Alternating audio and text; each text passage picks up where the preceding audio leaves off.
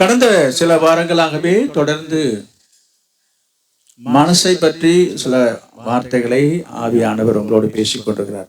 நான் என்ன சொல்றேன்னா, ஆண்டவர் அவர் மனசுல இருக்கிறத அப்படிதான் நான் அதை பார்க்கிறேன். ஆண்டவருடைய மனசுல இருக்கிறத, அவர் மனசுல இருக்கிறத அவர் மனசை விட்டு உங்களோட பேசிட்டு இருக்கிறார். அவருடைய வார்த்தையை என் மனசுல தந்து அதை உங்களோடு வெளிப்படுத்துகிறார். அவர் பேசுகின்ற ஒரு வாய்க்காலாக, ஒரு வாயாக நான் இந்த இடத்துல இருக்கிறேன். சொல்லப்படுகிற வார்த்தைகள் என்னுடையது அல்ல, என்னுடைய சொந்த கற்பனையிலோ என்னுடைய சொந்த வார்த்தைகள் அல்ல என்பதையும் நீங்கள் மனதில் கொள்ள வேண்டும். ஆண்டவர் பேச நினைக்கிறதை, என்ன பேச வேண்டும் என்று அவர் விரும்புகிறாரோ அதை என்னிடத்திலே சொல்லி அல்லது என் மூலமாக, என் வாயின் மூலமாக அதை ஆண்டவர் உங்களுக்கு வெளிப்படுத்தி கொண்டு வருகிறார். அதை பற்றி நான் பார்த்தோம். ஆண்டவர் அவர் மனசில் இருக்கிறது, அவர் மனசில் இருக்கிற எண்ணங்களை எல்லாம் ஆண்டவர், நான் சொல்றேன், ஆண்டவர் மனசில் உள்ளதை சொல்றேன். அவர் சொன்னார், ஆண்டவருடைய மனசை எப்படி நம்ம சந்தோஷப்படுத்த வேண்டும் என்றதை பற்றி நான் கடந்த வாரத்தில் சொன்னேன். ஆண்டவருடைய மனதை சந்தோஷப்படுத்தினவர்கள் எப்படிப்பட்ட ஒரு சந்தோஷத்தை பெற்றார்கள் என்பதை பற்றி நான் கடந்த வாரத்தில் சொன்னேன். அதற்கு சில வசனங்களையும் நான் உங்களுக்கு சொன்னேன். இப்படி நீண்ட நாட்களாகவே இந்த மனதை மனம் என்கிற ஒரு தலைப்பிலே மனசை பற்றி அநேக காரியங்களை உங்களோடு பரிசுத்த ஆவியானவர் பேசிக் கொண்டு வருகிறார். இன்றைக்கும் அதனுடைய தொடர்ச்சியாக ஒரு சில குறிப்புகளை எவ்வளவு நேரம் நமக்கு கொடுக்கப்பட்டிருக்கிறது, கிடைத்த நேரத்துக்குள்ளாக அதை உங்களோடு பகிர்ந்து கொள்ள ஆசைப்படுகிறேன். இன்றைக்கு உங்களோடு சொல்ல வருகிற ஒரு காரியம் என்னவென்று சொன்னால், நாம் யாருடைய மனதையும் புண்படுத்தக்கூடாது, மற்றவருடைய மனசை நாம காயப்படுத்தக்கூடாது. இன்றைக்கு மனம் என்பது மனசு இருக்கிறவங்களுக்கு தான் தெரியும் அதோட அருமை. இன்றைக்கு அநேகருடைய மனசுல சொல்லுவாங்க, என் மனசு படுகிற பாடு, என் மனசு படுகிற வேதனை, என் மனசுல இருக்கிற வலி எனக்கு தான் தெரியும் என்று சொல்லக்கூடியவர்கள் உண்டு தானே. அவங்க சொல்லுவான், என் கஷ்டம் எனக்கு தாங்க, உங்களுக்கு எப்படி தெரியும், உங்களுக்கு எப்படி புரியும்? உண்மைதான். இது போல எல்லாருடைய மனசுலையும் ஒரு பாரம் இருக்கிறது, எல்லாருடைய மனசுலையும் ஒரு வலி இருக்கிறது, எல்லாருடைய மனசுலையும் ஒரு காயம் இருக்கிறது.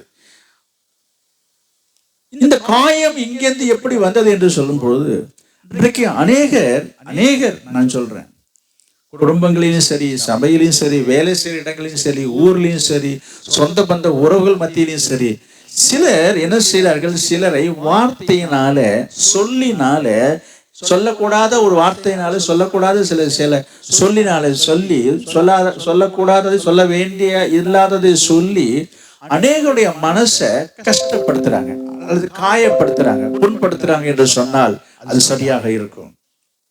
என்ன கண்பானவர்களே, எனவே எந்த விதத்திலையும் நான் சொல்றேன், மற்றவருடைய மனதை நாம் புண்படுத்தும் வண்ணமாக நடக்க கூடாது. முதலாவது அவர்கள் மனதை நம்ம புண்படுத்துகிறோமா என்பதையே சிலர் சிந்திக்கிறதே இல்லை, அதை யோசிக்கிறதும் கிடையாது. இப்படி அவர்களை காயப்படுத்துவது தவறு என்று சிலர் புரிந்து கொள்வதே இல்லை, உணர்ந்து கொள்வதும் இல்லை. அப்படி சிலர் இருக்கிறாங்க. பேசுறதெல்லாம் பேசிட்டு என்ன தான் மற்றவர்களை கஷ்டப்படுத்தி விட்டோமோ என்று சொல்லி அதற்காக வருந்துகிறதே இல்லை சிலர். அப்படிப்பட்டவர்கள் இருக்கதான் செய்கிறார்கள். இதெல்லாம் நம்ம உணர்ந்து வாழ வேண்டும். உணராமல் இருக்கும் பட்சத்திலே, இப்படி நம்ம உணராமல் இருக்கும் பட்சத்திலே அதனுடைய விளைவுகள் என்ன ஆகும் என்பதையும் இன்றைக்கு நான் எவ்வளவு விரைவாக உங்களுக்கு சொல்ல முடியுமோ நான் சொல்ல ஆசைப்படுகிறேன். அதுக்கு ஒரு வசனத்தையே நம்ம தொடக்கத்துக்காக ஒரு வசனத்தை எடுத்துக்கொள்வோம். நீதிமொழிகள் 16ஆம் அதிகாரம் 24வது வசனம். நீதிமொழிகள் 16:24. இனிய சொற்கள் தேன்கூடு போல் ஆத்மாவுக்கு மதுரமும் எலும்புகளுக்கு ஔஷதமாகும். இனிய சொற்கள் தேன்கூடு போல். இனிய சொற்கள் இன்றைக்கு வாசித்த வேத பகுதி தான் அது. இனிய சொற்கள் பார்த்தீங்களா? அப்ப நம்ம பேசுகிற வார்த்தை, நம்ம நினைக்கிறோம், நான் ஒரு வார்த்தைக்கு தானே சொன்னேன், ஒரு பேச்சுக்கு தானே சொன்னேன், நான் விளையாட்டுக்கு தானே சொன்னேன், சும்மா ஒரு வார்த்தை தானே சொல்றேன் என்று சிலர் நிறைய பேர் சொல்லிட்டு ஈஸியா போயிடுறாங்க. எனக்கு அன்பானவர்களே, அப்படி அல்ல. நாம பேசுகிற வார்த்தை, சொற்கள் எலும்புகளுக்கு ஔஷதம் என்று சொன்னால் என்னன்னா, கவனிங்க, நம்ம சில நேரங்கள் நம்ம பேசுகிற சில வார்த்தைகள் மற்றவர்களை என்கரேஜ் பண்ணும், உற்சாகப்படுத்தும். மட்டுமல்ல, உண்மையாகவே அவங்க மனதுக்கு ஒரு தெம்புன்னு சொல்லுவாங்க, ஒரு ஸ்ட்ரென்த். உண்மை. நான் சில நேரங்களிலே நான் சொல்றேன், என் அனுபவத்தை சொல்றேன். நான் அநேக சமயங்களிலே அநேகரிடத்திலே, நான் இந்த சபையில உள்ள விசுவாசிகள் மட்டுமல்ல, என்னோடு நிறைய பேர் பேச்சில பழக்கத்துல நிறைய பேர் இருக்கிறாங்க இல்லையா, அப்படி நான் சொல்றேன். சில விசுவாசிகளும் அப்படி என்னிடத்துல சொல்லியிருக்கிறார்கள். சில நேரங்களில் அவருடைய துயரங்களை, வேதனைகளை என்னிடத்துல வந்து சொல்லும் பொழுது, அவர்களுக்கு நான் பதிலாக சொல்லுகிற வார்த்தைகளோ ஆலோசனை கேட்டு சொல்லுவாங்க. சொன்ன வார்த்தையை நான் சொல்றேன், நீங்க பேசுனது என் மனசுக்கு கொஞ்சம் தெம்பா இருக்குதுங்க. ஆனா ஒண்ணும் நடந்தில்ல, ஒண்ணுமே நடக்கல. அந்த வார்த்தையாகப்பட்டது அவங்க மனசுல என்னத்தை ஏற்படுத்துகிறது? ஒரு நம்பிக்கை ஏற்படுத்துகிறது, ஒரு விசுவாசத்தை ஏற்படுத்துகிறது, ஒரு உற்சாகத்தை ஏற்படுத்துகிறது. பார்த்தீங்களா? அப்ப வார்த்தைக்கு எவ்வளவு வலிமை இருக்கிறது என்பதை. அப்படிப்பட்ட அந்த வார்த்தையினால அநேகர் என்ன செய்யறாங்க தெரியுங்களா?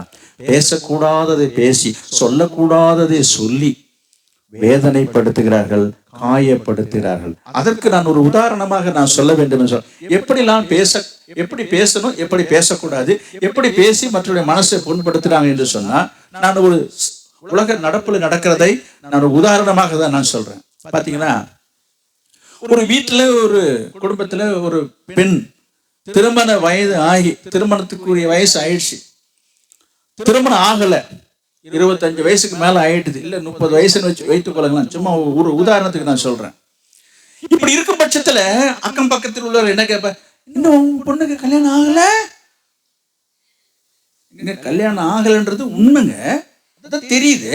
கல்யாணம் ஆன பத்திரிக்கை கொடுத்துருக்க மாட்டாங்க. நான் சொல்ற வார்த்தையை நீங்க நல்லா சிந்திச்சு பாருங்களேன். இன்னுமா கல்யாணம் ஆகல? இன்னும் கல்யாணம் ஆகலையா? இங்க பாருங்க, இந்த வார்த்தைகளை நான் மாத்தி மாத்தி சொல்ற பாரு. இன்னும் ஆகலையா? இன்னும் நான் கல்யாணம் பண்ணாம இருக்கீங்க? இங்க பாருங்க, இது எப்படி இருக்கும் நீங்க நினைக்கிறீங்க? நான் சொல்றேன், இவங்க கேட்டது உண்மை. அதாவது இந்த பிள்ளைக்கு கல்யாணம் ஆகலன்றது உண்மைதான். ஆனா அவங்க பெற்றவங்களுக்கும் சரி, அந்த பெண்ணுக்கும் சரி, மனசு எப்படி இருக்கும்? நமக்கு இந்த வயசு ஆகிட்டு இருக்குதே என்கிற ஒரு வருத்தம், ஒரு கவலை, துக்கம் இல்லாம இருக்காது என்று சொல்லவே முடியாது. இருக்கத்தான் செய்யும். இது எப்படி இருக்குன்னா, இந்த எரியில எண்ணெய் எடுத்து ஊத்துற மாதிரி இருக்கும். நீங்க நினைக்கலாம், இது ஒரு தப்பா, ஐயோ உன் பிள்ளைக்கு கல்யாணம் ஆகலன்னு கேட்கறது. நீ அதை எப்படி கேட்கணும் அதான் தெரிஞ்சிருக்குது. அவங்களே நொந்து போய் உட்காந்துருக்குறாங்க, அவங்களே வெந்து போய் உட்காந்து. அப்ப இது நம்ம கிண்டி விட்டி நம்ம வேடிக்கை பார்க்குற மாதிரி தானே இருக்குது. இது சில பேருக்கு புரிய மாட்டுது. நம்ம இப்படி கேட்கிறோமே, அது அவங்க மனசுக்கு கஷ்டமா இருக்குன்றது புரியவா மாட்டுதுன்னு நான் சொல்றேன். இது ஒரு தப்பா என்று சொல்றாங்க. நான் இன்னும் திரும்பி நான் சொல்றேன், இந்த ஒன்றை மட்டும் நான் சொல்லல, இங்க நிறைய பேர் உட்கார்ந்து இருக்கிற உங்களுக்கு நான் சொல்றேன், இது போல அனுபவங்களுக்குள்ளாக நீங்க கடந்து போயிருக்க கூடும். இன்னும் சில அனுபவங்களை நான் சொல்றேன். படித்து விட்டு கவனிங்க, இது என் வாழ்க்கையில் நடந்தது. படித்து முடிச்சு விட்ட பிற்பாடு ஒரு காலேஜ்ல ஏதோ ஒரு எஜுகேஷன் முடிச்சுட்டு, ஒரு குவாலிஃபைட் ஆயிட்டு, ஒரு டிகிரி வாங்கிட்டோம்னு வச்சுக்கோங்களேன். தம்பி என்னப்பா படிச்சுலாம் முடிச்சுட்டு அப்புறம் வேலைக்கு போல? அடுத்த கேள்வி, இவன் வேலையாக்கி அலையா அலைஞ்சிட்டு இருப்பான், வேலைக்கு பிரயாசப்படாம இல்லைங்க. புரியுதா உங்களுக்கு?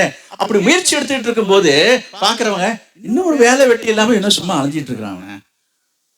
அது மட்டும் இல்ல, எங்க பார்த்தாலும் எங்கேயாவது ஒரு கல்யாணம், ஒரு காரியம் நிகழ்ச்சியில பார்த்தேன்னாக்க, தம்பி இன்னும் வேலைக்கு போல, தம்பி வேலைக்கு போயிடுச்சா?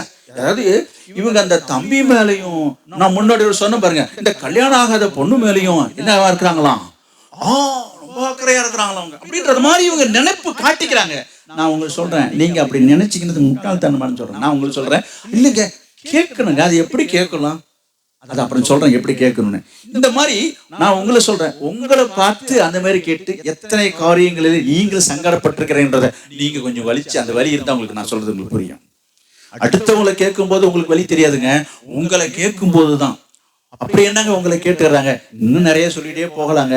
நீங்க யாரும் தயவு செய்து இப்ப நான் பேசுறதுனால இங்க இருக்கிற சம்பந்தப்பட்டவங்க யாரும் வலிச்சிடக்கூடாதே நான் பாக்குறேன். அடுத்தது நான் சொன்னேன், திருமணம் ஆகாதவங்களை பற்றி கேட்கும் போது மனசு வலிக்கும். படிச்சுட்டு வேலைக்கு போகலன்னு சொன்னா கேட்கும் போது என்னது, நிறைய பேர் என்கிட்ட சொல்ல கேட்டுருவேன், எனக்கு தம்பி போயிட்டு வாடான்னு. ஆமா போனா எல்லாரும் எனக்கு வேலைக்கு போகலன்னு கேட்பேன். நான் போக மாட்டேன். சில பிள்ளைங்களை சொல்றது இது, நீ என்ன பண்றேன்னு கேட்கறாங்க, எது பண்றேன், சும்மா எல்லாரும் அதை கேட்டுட்டாங்க, ரொம்ப மரமா இருக்கு, கஷ்டமா இருக்கு. உண்டா இல்லைங்களா? இதோட இல்லைங்க, இதோட இல்லை, இன்னொன்னு சொல்ல போறேன். சில பேர் கஷ்டமா தான் இருக்கும். திருமணமாகி சில ஆண்டுகள் ஆயிருக்கும். ஏங்க அவங்கவுங்களுக்கு இது தெரியாதா? விசாரிக்கிறேன்னா அது எப்படி விசாரிக்கிறது? கல்யாணம் ஆகி இத்தனை வருஷம் ஆச்சு, அவங்களுக்கு தெரியாத கணக்கு உனக்கு தான் தெரியுமா? அவங்களுக்கே தெரியுமா கல்யாணம் ஆகி எத்தனை வருஷம் ஆச்சுன்னு? அப்ப இதை எப்படி அவர்கள் பேசுகிறார்கள் யோசித்து பாருங்க.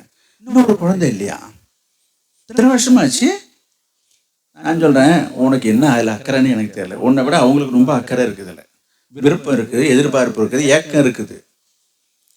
நீங்க இப்ப என்ன பேசுவாங்கன்னா, அப்ப கேட்கறதுலாம் ஒரு குத்தமா அப்படி கேட்பாங்க. நான் அவங்க சொல்றேன், கேட்கறது குற்றன்றதை விட இது குத்தலா இருக்குதுன்னு நான் சொல்றேன். இதை புரிஞ்சுக்கிற தன்மை இல்லைன்னு சொல்றேன். இது யாருக்கு புரியும்னா, நான் சொல்ற இந்த சம்பவத்துல யாருக்கு பாதிக்கப்பட்டிருக்கிறாங்களோ அவங்களுக்கு நான் சொல்றது புரியும். அல்லேலூயா.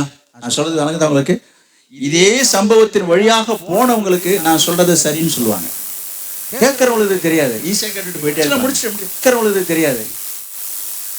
எனக்கு அன்பானவர்களே, இதே போல அநேக காரியங்களை நான் சொல்றது 2-3 தான் சொல்லியிருக்கிறேன். இது போல ஒவ்வொரு சம்பவங்களையும் சொல்லிக்கிட்டே போகலாம். உங்கள் வாழ்க்கையிலே நீங்களே இன்னும் நடக்கலையே, இது கிடைக்கலையே, இது அமையலையே, இதை நம்ம செய்து முடிக்கலையே என்று கவலைப்பட்டு கலங்கி கொண்டிருக்கிற நேரத்துல நமக்கு ஒரு தெம்பு ஊட்டவோ உற்சாகம் ஊட்டும்படியாகவோ நம்மளை திடப்படுத்தும்படியான காரியத்தை பேசும்படி அவங்க கேட்க மாட்டாங்க. கேட்கிறவங்க என்ன செய்யணும் கவனிங்க. இப்படி நான் முன்னாடி நான் சொன்ன பாருங்க, இப்ப ஒரு பொண்ணுக்கு கல்யாணம் ஆகலன்றதை விசாரிக்கிறாங்களே, அப்படிப்பட்டவங்க என்ன செய்திருக்கணும், ஒரு 4-5 இடத்த அட்ரஸ் தெரிஞ்சு வச்சுக்கிட்டு, அம்மா நம்ம பாப்பாவுக்கு இந்த மாதிரி ஒரு நீங்க சொல்லிட்டு இருந்தீங்களே, நான் கேள்விப்பட்டேன், இந்த மாதிரி ஒரு இடம் இருக்குது, அதை கொஞ்சம் பாக்குறீங்களா, பார்க்கலாமா? இது இப்ப உங்களுக்கு என்னவா இருக்கும், இது நடக்குதோ நடக்கலையோ, முடியுதோ முடியலையோ, இதை சொல்லும் போது அவங்களுக்கு என்ன மனசுக்கு, அடே அப்பா நம்ம பிள்ளைய பத்தி அவருக்கு என்ன ஒரு அக்கறை பத்தியா, ஏதோ ஒரு வரன்னு சொல்றாரு, இது அமைஞ்சிட்டா நல்லா இருக்கும், மனசு ஒரு இயங்கும், ஒரு எதிர்பார்ப்பு இருக்கும். அதை விட்டுட்டேன், இன்னும் நடக்கல, இன்னும் கிடைக்கல, வயசு ஆகிட்டே போகுத. ஆமா, உனக்கு தான் தெரியுது, அவங்களுக்கு தெரியாதா? இந்த வார்த்தைகள் பாருங்க, இது யாரும் உங்கள்கிட்ட கேட்டா போத, உனக்கு தெரிஞ்சா உன்னால முடிஞ்சா ஏதாவது 4 அட்ரஸ் சொல்லி 4 பேரை சொல்லி ஏதாவது ஒரு ஹெல்ப் பண்ண பாரு. படிச்ச பண்ணு சொல்றேன். அடுத்தது வேலைக்கு போகல தம்பி, இந்த குரூப் 2 எக்ஸாம் கால்ஃபா பண்ணிருக்காங்க. இந்த டிஎன்பிசில 4th குரூப்னு ஒன்று இருக்குது.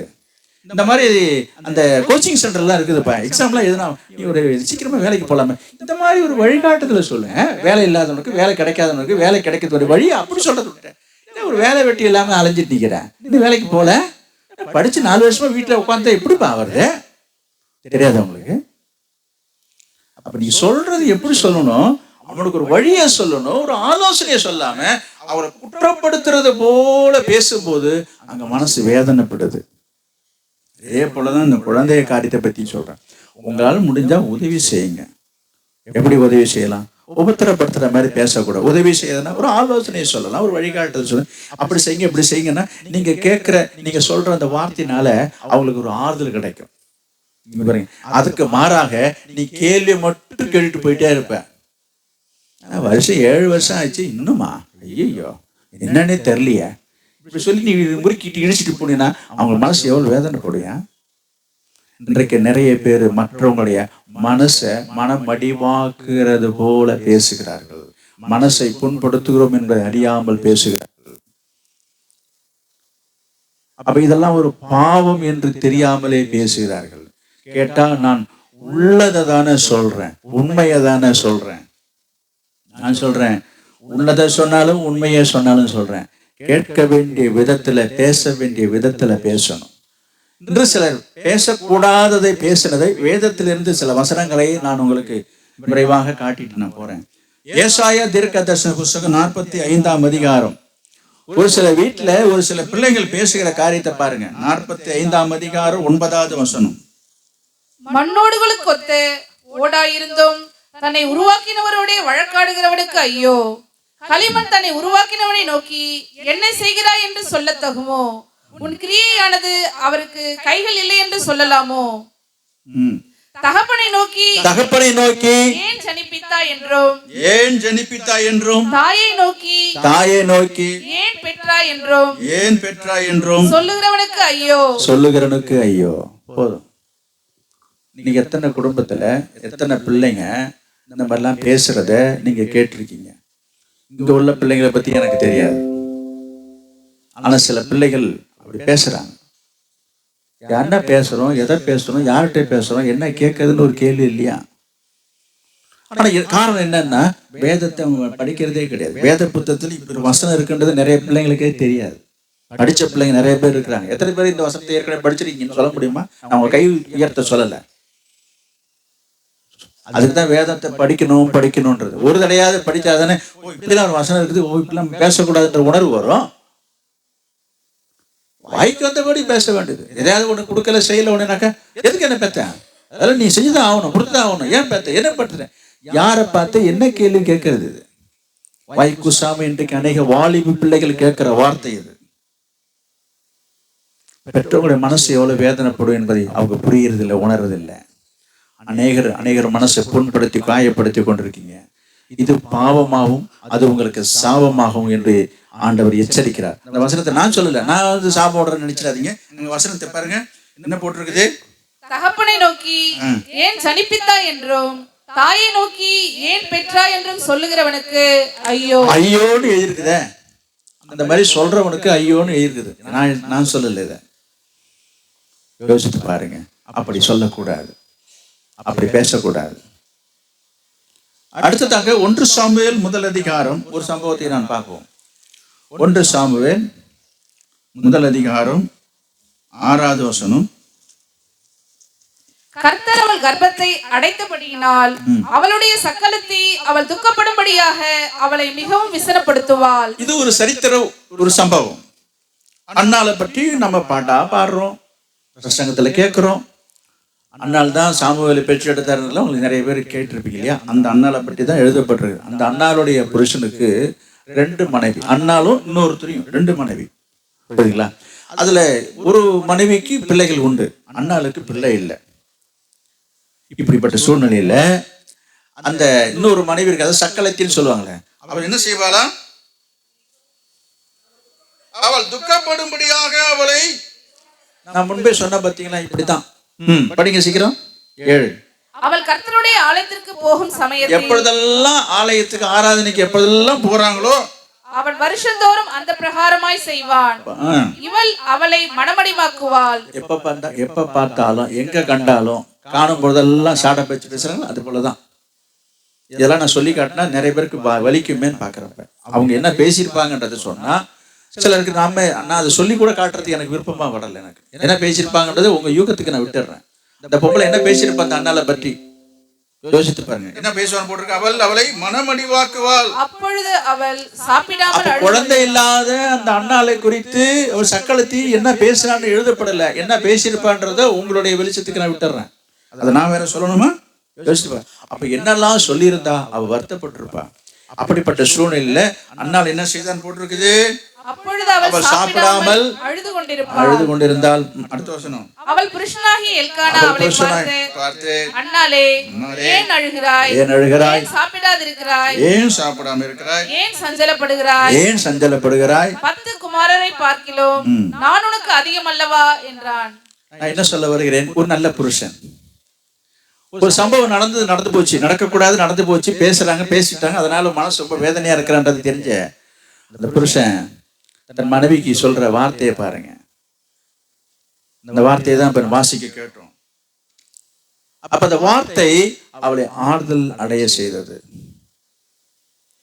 கர்த்தருடைய பிள்ளைகள் மற்றவருடைய மனதை, இருதயத்தை நம்ம ஆறுதல் படுத்தும் வண்ணமாக, ஒருவேளை அவங்க காயப்பட்டிருந்தாலும் அந்த காயங்களை ஆற்றுக வேண்டும் நான் சொல்றேன். இப்ப இந்த அண்ணாளுடைய மனசு காயம் பட்டதா படலையா, காயம் அடைந்ததா அடையலையா? அந்த சக்கலத்தின் மூலமாக அவள் காயப்பட்டிருந்த இருதயத்தை கண்டுதான் அவனுடைய புருஷன் இந்த வார்த்தையை சொல்லி இந்த காயத்துக்கு மருந்து போடுகிறான் என்று நான் சொல்ல வருகிறேன். அப்ப நான் சொல்ல வருகிறது, ரட்சிக்கப்பட்டிருக்கிற தேவ பிள்ளைகளே, ஒருவேளை மற்றவர்கள் யார் மூலமாவது அவங்க ஒருவேளை காயப்பட்டிருந்தாலும், மனசளவில் புண்படுத்தப்பட்டிருந்தாலும், நீங்கள் மற்றவருடைய மனசில் இருக்கிற காயங்களை ஆற்றக்கூடியவர்களாக இருக்க வேண்டும் என்பதை நான் உங்களுக்கு சொல்ல வருகிறேன். இந்த சம்பவத்திலிருந்து நமக்கு ஆண்டவர் சொல்லி கொடுக்கிற ஒரு காரியம். இங்க பாருங்க, இந்த மனைவிக்கு ஒரு நல்ல புருஷன் எப்படி இருந்தான், இங்க பாருங்க, இங்க ஒரு மனைவி எப்படி இருந்தான்றதை பாருங்க. யோபு 2ஆம் அதிகாரம் 9வது வசனம். யோபு 2ஆம் அதிகாரம் 9வது வசனம். அப்பொழுது அவன் மனைவி அவனை பார்த்து, நீர் இன்னும் உம்முடைய உத்தமத்தில் உறுதியாய் நிற்கிறீரோ, தேவனை தூஷித்து ஜீவனை விடும் என்றாள். இது ஒரு வித்தியாசமான கேஸுங்க. பாருங்க, குடும்பத்துல எப்படி இப்படிலாம் நடக்குதுன்றது சொல்றேன்.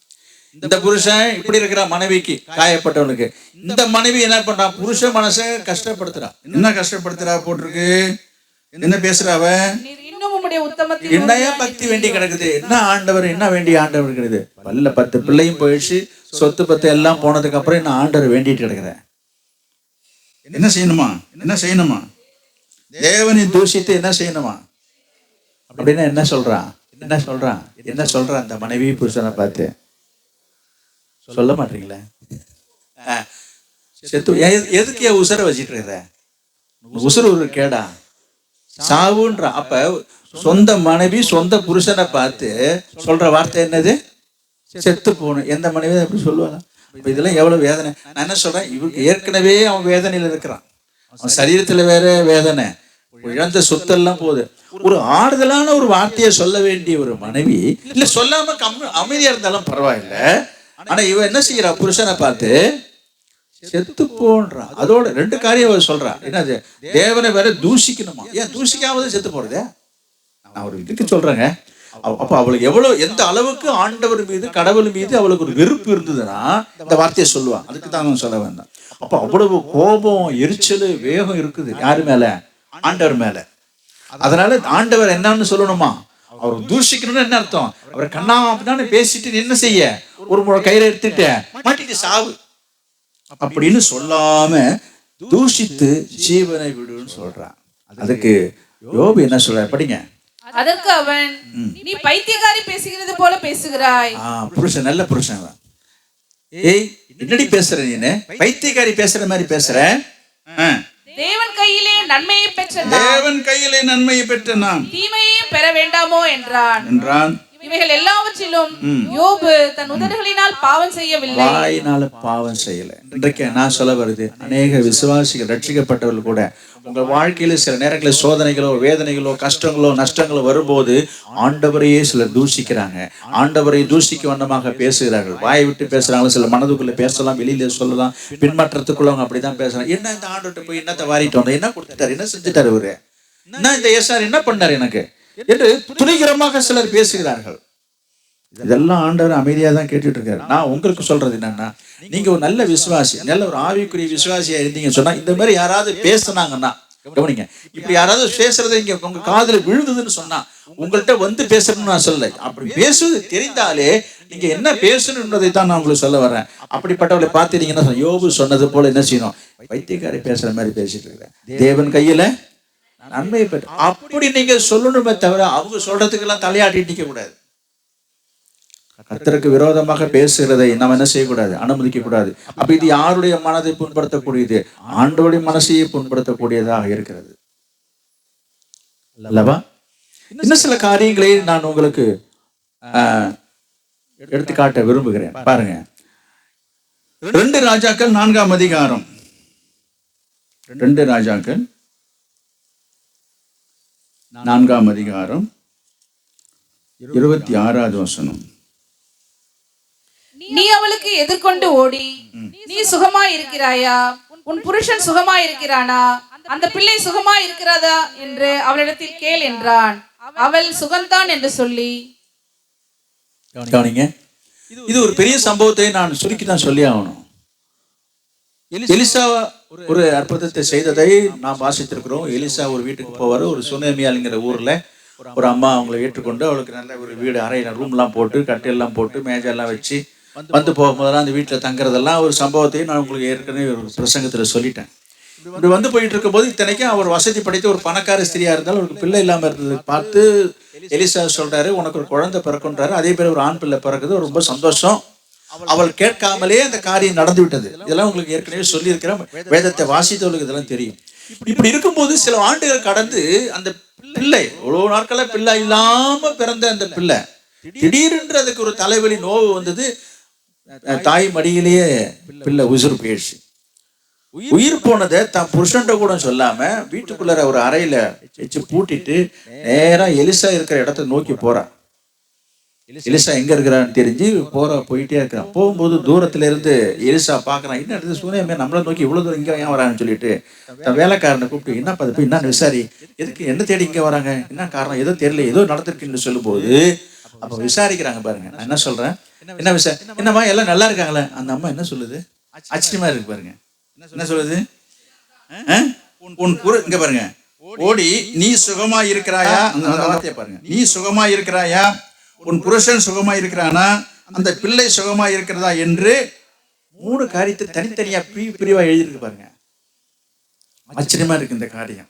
இவ்வளவுதான் நேரா பார்த்தாச்சா, அதனால நீ சுகமா இருக்கிற என்று கேட்கல அந்த அம்மாவை, உன் புருஷன் நல்லா இருக்கானா, நீ சுகமா இருக்கிறான்றது கேட்கிறாரு. நீ சுகமா இருக்கிறாயா, உன் புருஷன் நல்லா இருக்கிறாரா, அடுத்தது உன் குழந்தை நல்லா இருக்குதா. இவ்வளவு காரியத்தை கேட்கும் பொழுது அந்த அம்மாவோட பதில் என்னவா இருக்கு, எல்லாம் நல்லா தான் இருக்கிறாங்க. கவனிங்க, எங்க ஒரு பிள்ளை இறந்து போயிடுச்சு, வீட்டுல விட்டுட்டு வந்திருக்கிறான், போட்டுட்டு எல்லாம் சுகம்தான் சொல்றான். அப்புறம் படிங்க, பர்வதத்தில் இருக்கிற தேவனுடைய மனுஷனிடத்தில் வந்து அவன் காலை பிடித்துக் கொண்டாள். காலை பிடித்துக் கொண்டு அப்பொழுது கேயாசி அவளை விலக்கிவிட வந்தான். தேவனுடைய மனுஷன் அவளை தடுக்காதே, அவள் ஆத்துமா துக்கமா இருக்கிறது, கர்த்தர் அதை எனக்கு அறிவியாமல் மறைத்து வைத்தார் என்றான். அப்பொழுது அவள், நான் என் ஆண்டவனிடத்தில் ஒரு குமாரன் வேண்டும் என்று கேட்டதுண்டா, எனக்கு அபத்தம் சொல்ல வேண்டாம், அபத்தம் சொல்ல வேண்டாம் என்று நான் சொல்லவில்லையா என்றாள். போதும். குழந்தை பிறக்கும்னு அப்ப சொல்லும் போதே சொல்றான், என்னப்பா நான் அதெல்லாம எதிர்பார்த்தேன், உங்களை உபசரிச்சேன், உங்க வீட்டுல நான் தங்க வச்சேன், நான் எல்லாம் எதிர்பார்க்கல, இவ்வளவு வருஷம் ஆயிட்டது, இதுக்கப்புறம் நீங்க சொல்றீங்க, சரி நீங்க ஏதோ பெரியவங்க நீங்க சொல்றீங்க, கடவுளுடைய மனுஷன் நடந்தா நடக்கட்டும், அப்படிதான் அவ சொல்றான். அவ ஒன்றும் அதுக்காக அவர் எதிர்பார்த்துட்டு இருக்கல, ஏக்கம் இருந்துச்சு, ஆனாலும் அவர் எதிர்பார்ப்பு இல்லை. ஆனா ஆண்டவர் ஒரு வாழ்க்கையில ஒரு அற்புதத்தை செய்யறாரு. செய்யும் போது சொல்றாரு, என்ன அப்படி சொல்றீங்களேன்னு, நீ வேணா கம்மன் இருமா, உனக்கு நடக்கும்னா அது மாதிரி நடந்துடுச்சு, ரொம்ப சந்தோஷம். இப்ப இந்த அம்மாவுடைய குறைபாடு என்னன்னா, நாங்க உங்கள்கிட்ட கேட்டோமா, கேட்கல தானே, இந்த மாதிரி கொடுக்குற மாதிரி கொடுத்து இப்ப இந்த பிள்ளைய எடுத்துக்கிட்டீங்களே, இந்த பிள்ளை உயிர் போயிடுச்சு, எனக்கு இல்லாம இருந்தா கூட நான் பாட்டு அதே மாதிரியே வாழ்ந்துட்டு போயிருப்பேன், என் பிள்ளை இல்லைன்ற மாதிரி, இன்னும் என் கூட இருந்து 4-5 வருஷம் என் மடியில விளையாண்டு நான் பார்த்த பிள்ளை இப்ப இறந்து போச்சுன்னா எனக்கு ரொம்ப மனசு துக்கமா இருக்குது, கொடுக்குற மாதிரி கொடுத்து எடுத்துக்கிட்டீங்களே என்று சொல்லி எப்படிலாம் பேசுவதற்கு அதில் இடம் உண்டு என்பதை நான் உங்களுக்கு விவரத்தை சொல்லிட்டு வரேன். இப்படிலாம் இருக்கும் பொழுது இந்த அம்மா என்ன சொன்னாங்கன்றது தான் இப்ப நான் சொல்ல வந்தேன். என்ன சொன்னாங்க, எலிசாவை பார்த்து என்ன சொன்னாங்கன்றதான் கேள்வி. என்ன சொல்லலன்றதையும் நான் சொல்றேன். இன்றைக்கு சில விசுவாசிகள், முதல்ல கர்த்தரை பற்றி நான் சொன்னேன், கர்த்தரிடத்திலேயே சில முறுமுறுக்கிறவங்க, முறையிடுறவங்க, குறை சொல்றவங்க, தூசிக்கிறவங்க உண்டு என்பதையும் நான் சில சம்பவத்தில் சொன்னேன். யோபுடைய மனைவி வச்சு நான் பேசினேன் இல்லைங்களா. இப்படிப்பட்ட எண்ணங்கள் சிலருக்கு வருவதாக நான் உங்களுக்கு சொன்னேன். அப்படி இருக்கும் பொழுது இங்க நான் பார்க்கும் பொழுது இந்த சுனேமியா ஸ்திரீயுடைய மனசுல என்ன எண்ணம் வரலன்றதை நான் சொல்றேன். ஒரு சிலருடைய எண்ணங்களை நான் கற்பனை வடிவில சொல்றேன். இப்ப இந்த வசனம் அப்படியே இருக்கட்டும். இப்ப அந்த சுனேமியா ஸ்திரீ போய் பேசாததை நான் இப்போது பேசி காட்டுறேன். நான் உன்கிட்ட பிள்ளை கேட்டேனே, அவன்கிட்ட குழந்தை வேணும் கேட்டேன், ஏதோ வந்தோமா போனோமா, நான் சாப்பாடு கொடுத்தோமா சாப்பிட்டோமா வந்தோமா போயிட்டு இருக்க வேண்டியதானே. நான் பாட்டுக்கு என்ன நீ சில இந்த வார்த்தை வேற வார்த்தை, நான் இயேசுவேன்றதுக்கு பதிலாக வேற வார்த்தை பேசுவேன். நான் பாட்டு இருந்தேன், நீ பாட்டு ஒரு பிள்ளைய கொடுக்குற மாதிரி கொடுத்துட்டு படிக்கிற மாதிரி படிச்சுட்டு, நான் எக்ஸ்ட்ரா தான் பேசுறேன். என்னையா நான் பிள்ளைய பறி கொடுத்து நிக்கிறேன், என் மனசு ரொம்ப வேதனையா இருக்கு, நீ பாட்டுக்கு மலையில உட்காந்துக்கிட்ட இந்த பக்கமே திரும்பி பார்க்கல, அடிக்கடி வீட்டுக்கு போயிட்டு இருக்கிற ஆளாச்சு நீனு. இல்லைங்க, இல்லாததான் நான் ஏன் பேசுறேன்னா இன்னைக்கு பேசுறாங்க. என்னது நீங்க வேணா பாருங்க, அங்க என்ன போட்டிருக்குது, இந்த 4ஆம் அதிகாரத்துல பாருங்க, 4ஆம் அதிகாரத்துல 8வது வசனம். பின்பு ஒரு நாள் எலிசா சூனேமுக்கு போயிருக்கும் போது, அப்படியே அவன் பயணப்பட்டு வருகிற போதெல்லாம் போஜனம் பண்ணும்படி அங்கே வந்து தங்குவான். அதாவது என்ன சொல்ல வர்றேன், எப்பெல்லாம் அந்த ஊர் பக்கம் வருவானோ, எப்பெல்லாம் ஊருக்கு பிரயாணமா வருவானோ, அப்பெல்லாம் என்ன செய்வாரு, இந்த அம்மா வீட்டுல தான் தங்குவார். இருக்கு பாருங்க. இப்ப கொஞ்ச நாள் என்னாச்சு, ஆளு வரல. நான் ஒரு பேச்சுக்கு சொல்றேங்க, அதான் இந்த பக்கமே வரல, என்னாச்சு ஏதாச்சுன்னு பார்த்தீங்களா, வந்து விசாரிச்சிங்களா, என்ன கேட்டீங்களா? இந்த மாதிரி ஒரு பிள்ளைய கொடுத்துட்டு பிள்ளை செத்து கிடக்குது, நீங்க பாட்டுக்கு வந்து உட்காந்துருக்கீங்க மலையில, நான் உங்க பிள்ளைய கேட்டேன் என்று என்ன செய்யல, குற்றப்படுத்தல, குறை சொல்லல, முறுமுறுக்கல, குற்றச்சாட்டை முன்வைக்கல. நல்லா கவனிங்க. இன்னைக்கு சில நேரங்களில் அவங்களுக்கு ஒரு பிரச்சனைன்னு சொன்னா, அவங்களுக்கு ஏதாவது ஒரு பாதிக்கப்பட்டிருக்குன்னு சொன்னா, ஒரு கஷ்டம்னா அடுத்தவங்க மேலேயே, மற்றவங்கன்னா யாரு, குடும்பத்தில் சொல்றோம், புருஷன் மனைவி மேலேயோ, மனைவி புருஷன் மேலேயோ, பிள்ளைகள் பெற்றோர் மேலேயோ ஒரு குற்றச்சாட்டை சுமத்தி விடுறாங்க.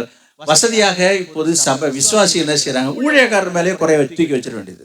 இதுக்கெல்லாம் இவர் தான் பொறுப்பு. நீங்க என்னங்களை ஏதுங்களை கண்டுக்கல, விசாரிக்கல, போல வரல. அதை தான் நான் சொல்ல வந்தேன். இந்த சுனியமேல் ஸ்திரீ என்ன கேட்டான்றதை நல்லா இப்ப படிங்க, 28வது வசனத்தை படிங்க. அப்பொழுது அவள், நான் என் ஆண்டவனிடத்தில் ஒரு குமாரனை வேண்டும் என்று கேட்டதுண்டா? பாருங்க, அதாவது இவ்வளவு பெரிய துக்கத்திலையும் வருத்தத்திலையும் வேதனையிலையும் வியாகுலத்திலையும் அந்த ஒரு முறையா பேசுகிறதை நான் சொல்ல வருகிறேன். இன்றைக்கு சில சொல்றாங்க, நான் கோபத்துல பேசிட்டேன், ஆத்திரத்துல பேசிட்டேன், நான் ரொம்ப மனசு ரொம்ப நொந்து போயிருந்தேன், அதனால வார்த்தை வந்துருச்சுன்னு சொல்லி சில பேர் சமாளிப்பாங்க. இதை விட இதை பார்க்கலாம் பெரிய பிரச்சனைகள் நீங்க சந்திச்சு கொண்டிருக்கீங்களா? நான் கேட்கிறேன். ஒரு பிள்ளை இறந்து போச்சுங்க, ரொம்ப காலமா பிள்ளை இல்லாம இருந்த ஒரு தாயவ, பிள்ளையே இல்லாம இருந்து பல வருஷமா பிள்ளை இல்லாம இருந்து நிறைய வசதி ஆஸ்திகள் இருந்தோம், பேர் சொல்ல ஒரு பிள்ளைகளை என்று ஏங்கி கொண்டிருந்தவளுக்கு ஒரு பிள்ளையை கொடுத்து, அந்த பிள்ளை ஒரு 4-5-6 ஆண்டுகளுக்குள்ளாவே இந்த பிள்ளை மறிச்சுன்னு சொன்னா அவன் மனசு எவ்வளவு உடைஞ்சு போயிருக்கும், வேதனையா இருக்கும். அந்த வேதனையிலிருந்து அவன் வாயிலிருந்து வர வார்த்தைகள் என்னவா இருக்கும் என்பதை சற்று சிந்திச்சு பாருங்க. அப்ப நிதானம் தவறல. ஒரு ஊழியக்காரரை எப்படி பேசணும், எப்படி பேசுறவன், நான் என் ஆண்டவனிடத்தில் ஒரு குமாரனை வேண்டும் என்று கேட்டதுண்டா? பாருங்க, கொடுத்தது அவர் மூலமா தான் ஆண்டவர் செய்தாருங்க. அவர் மேலதான் அந்த முறையா போய் இந்த அம்மா கேட்கறத நான் சொல்றேன். சிலருக்கு மரியாதை தெரியாது, மரியாதை குறைச்சலா பேசுவாங்க. கேட்டா அது கோபத்துல பேசுறாங்களாம். யாரு? ஊழியக்காரர்.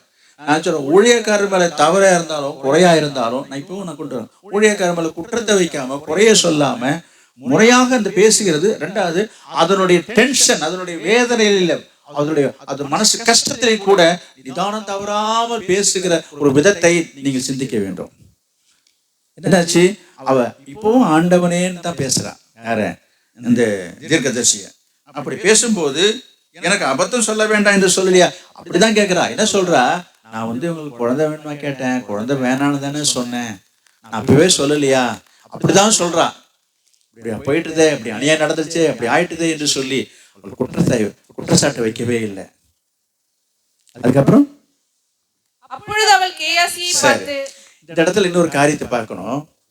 இன்னொரு காரியத்தை நான் சொல்றேன். இந்த அம்மா சொல்லாததை நான் சொல்லுகிறேன். சொல்லல.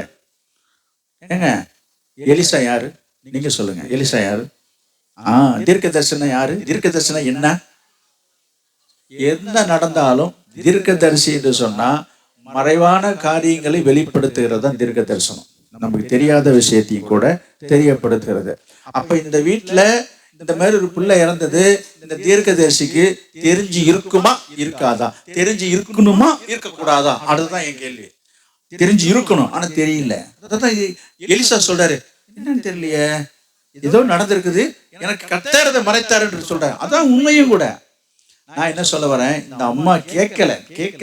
நீ சில விசுவாசிங்கன்னா, யோ என்னையா தீர்க்கதரிசிங்க, தீர்க்கதரிசனம் பெருசா பேசிட்டு இருக்கிறேன், என் புள்ள வீட்டுல சுத்தி உங்களுக்கு காட்டல, உனக்கு ஆண்டவரே, நீ ஒழுங்கா ஜெபம் பண்ண தானே, ஜெபம் பண்ணும்போது கண்ட முடியும் தெரிஞ்சிருக்குமே.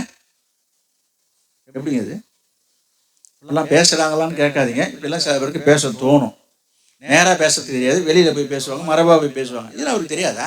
ஒரு ஊழியக்காரர்கள் எல்லாம் தெரிஞ்சிருக்கணுங்க. பிரசங்கம் பண்ணிட்டா போதாதுங்க, எப்படி எல்லாம் வாய்க்க வந்தபடி பேசுறாங்க. நான் இங்க வரேன், நான் திரும்பவும் இங்க பாருங்க, இவர் சாதாரண ஒரு ஊழியக்காரர் கிடையாது. யாரு? எலிசா.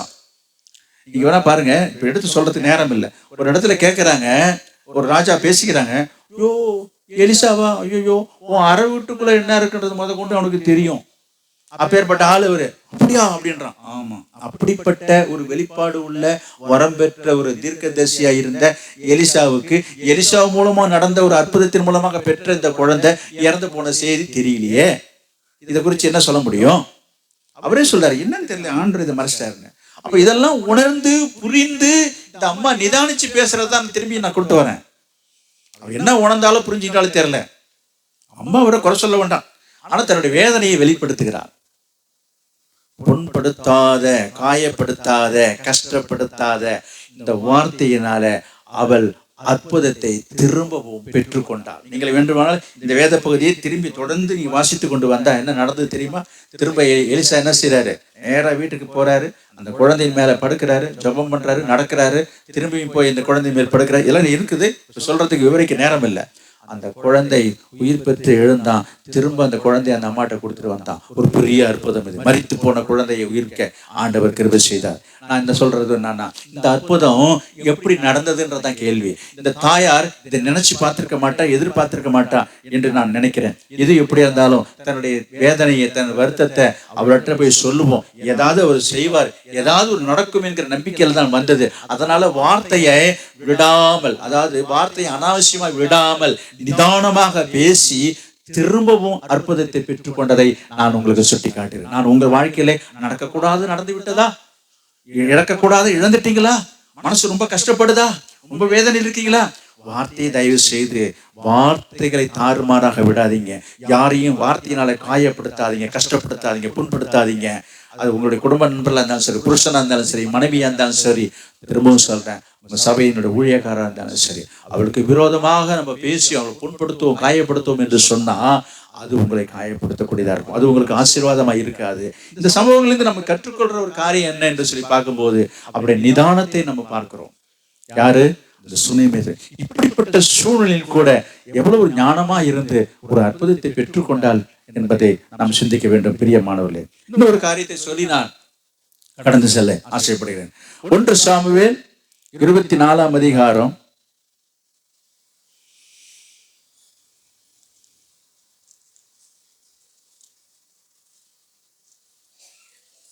9வது வசனம். 24:9 9வது வசனம். சவுலை நோக்கி தாவீது உமக்கு பொல்லாப்பு செய்ய பார்க்கிறான் என்று சொல்லுகிற மனுஷருடைய வார்த்தைகளை ஏன் கேட்கிறீர்? தாவீது உமக்கு பொல்லாப்பு செய்ய போகிறான் என்று சொல்லுகிற மற்ற மனுஷருடைய வார்த்தைகளை ஏன் கேட்கிறீங்க? கேட்பா பேச்சுன்னு சொல்றாங்கல்ல. சவுல்கிட்ட போய் என்ன பண்ணிட்டாங்க? வத்தி வச்சுட்டாங்க. என்னது? தாவீது உன்னை கொல்லுவதற்காக, உயிரை எடுப்பதற்குன்னு அவ என்ன பண்ணிட்டு இருக்கான்? அலைஞ்சி திரிஞ்சிட்டு இருக்கிறாயா என்று சொல்லி இட்டுக்கட்டி கற்பனையாக பொய்யாக புனைத்ததை சவுல் நம்பி தாவீதை கொலை செய்வதற்காக அவனை துரத்தி கொண்டு வருகிறான். இதெல்லாம் ஒரு பெரிய சரித்திரத்தை நான் பல தடவை உங்களுக்கு சொல்லியாச்சு. அப்படிப்பட்ட ஒரு சூழ்நிலையிலே தாவீது கையில சவுல் சிக்குகிறான். அதை பற்றி நான் ஏற்கனவே உங்களுக்கு சொல்லிட்டேன் கடந்த நாட்களிலே. அவனை கொல்வதற்கு வேண்டிய வாய்ப்பு தருணங்கள் வந்து கொலை செய்யக்கூடாது, அவனை உயிரை எடுக்கக்கூடாது என்று சொல்லி தாவீது தன்னை கட்டுப்படுத்திக் கொண்டதையும் நான் உங்களுக்கு ஏற்கனவே சொல்லியிருக்கிறேன். அப்படிப்பட்ட ஒரு சூழ்நிலையிலே சவுலை பார்த்து தாவீது சொல்ற வார்த்தையை தான் நாங்க பாக்குறோம். அப்பவும் என்ன சொல்றான்? இப்படிப்பட்ட ஒரு சூழ்நிலையில கூட தாவீது சொன்ன வார்த்தையை தான் நான் இங்க பாக்குறோம். தாவீது என்ன சொல்றான்?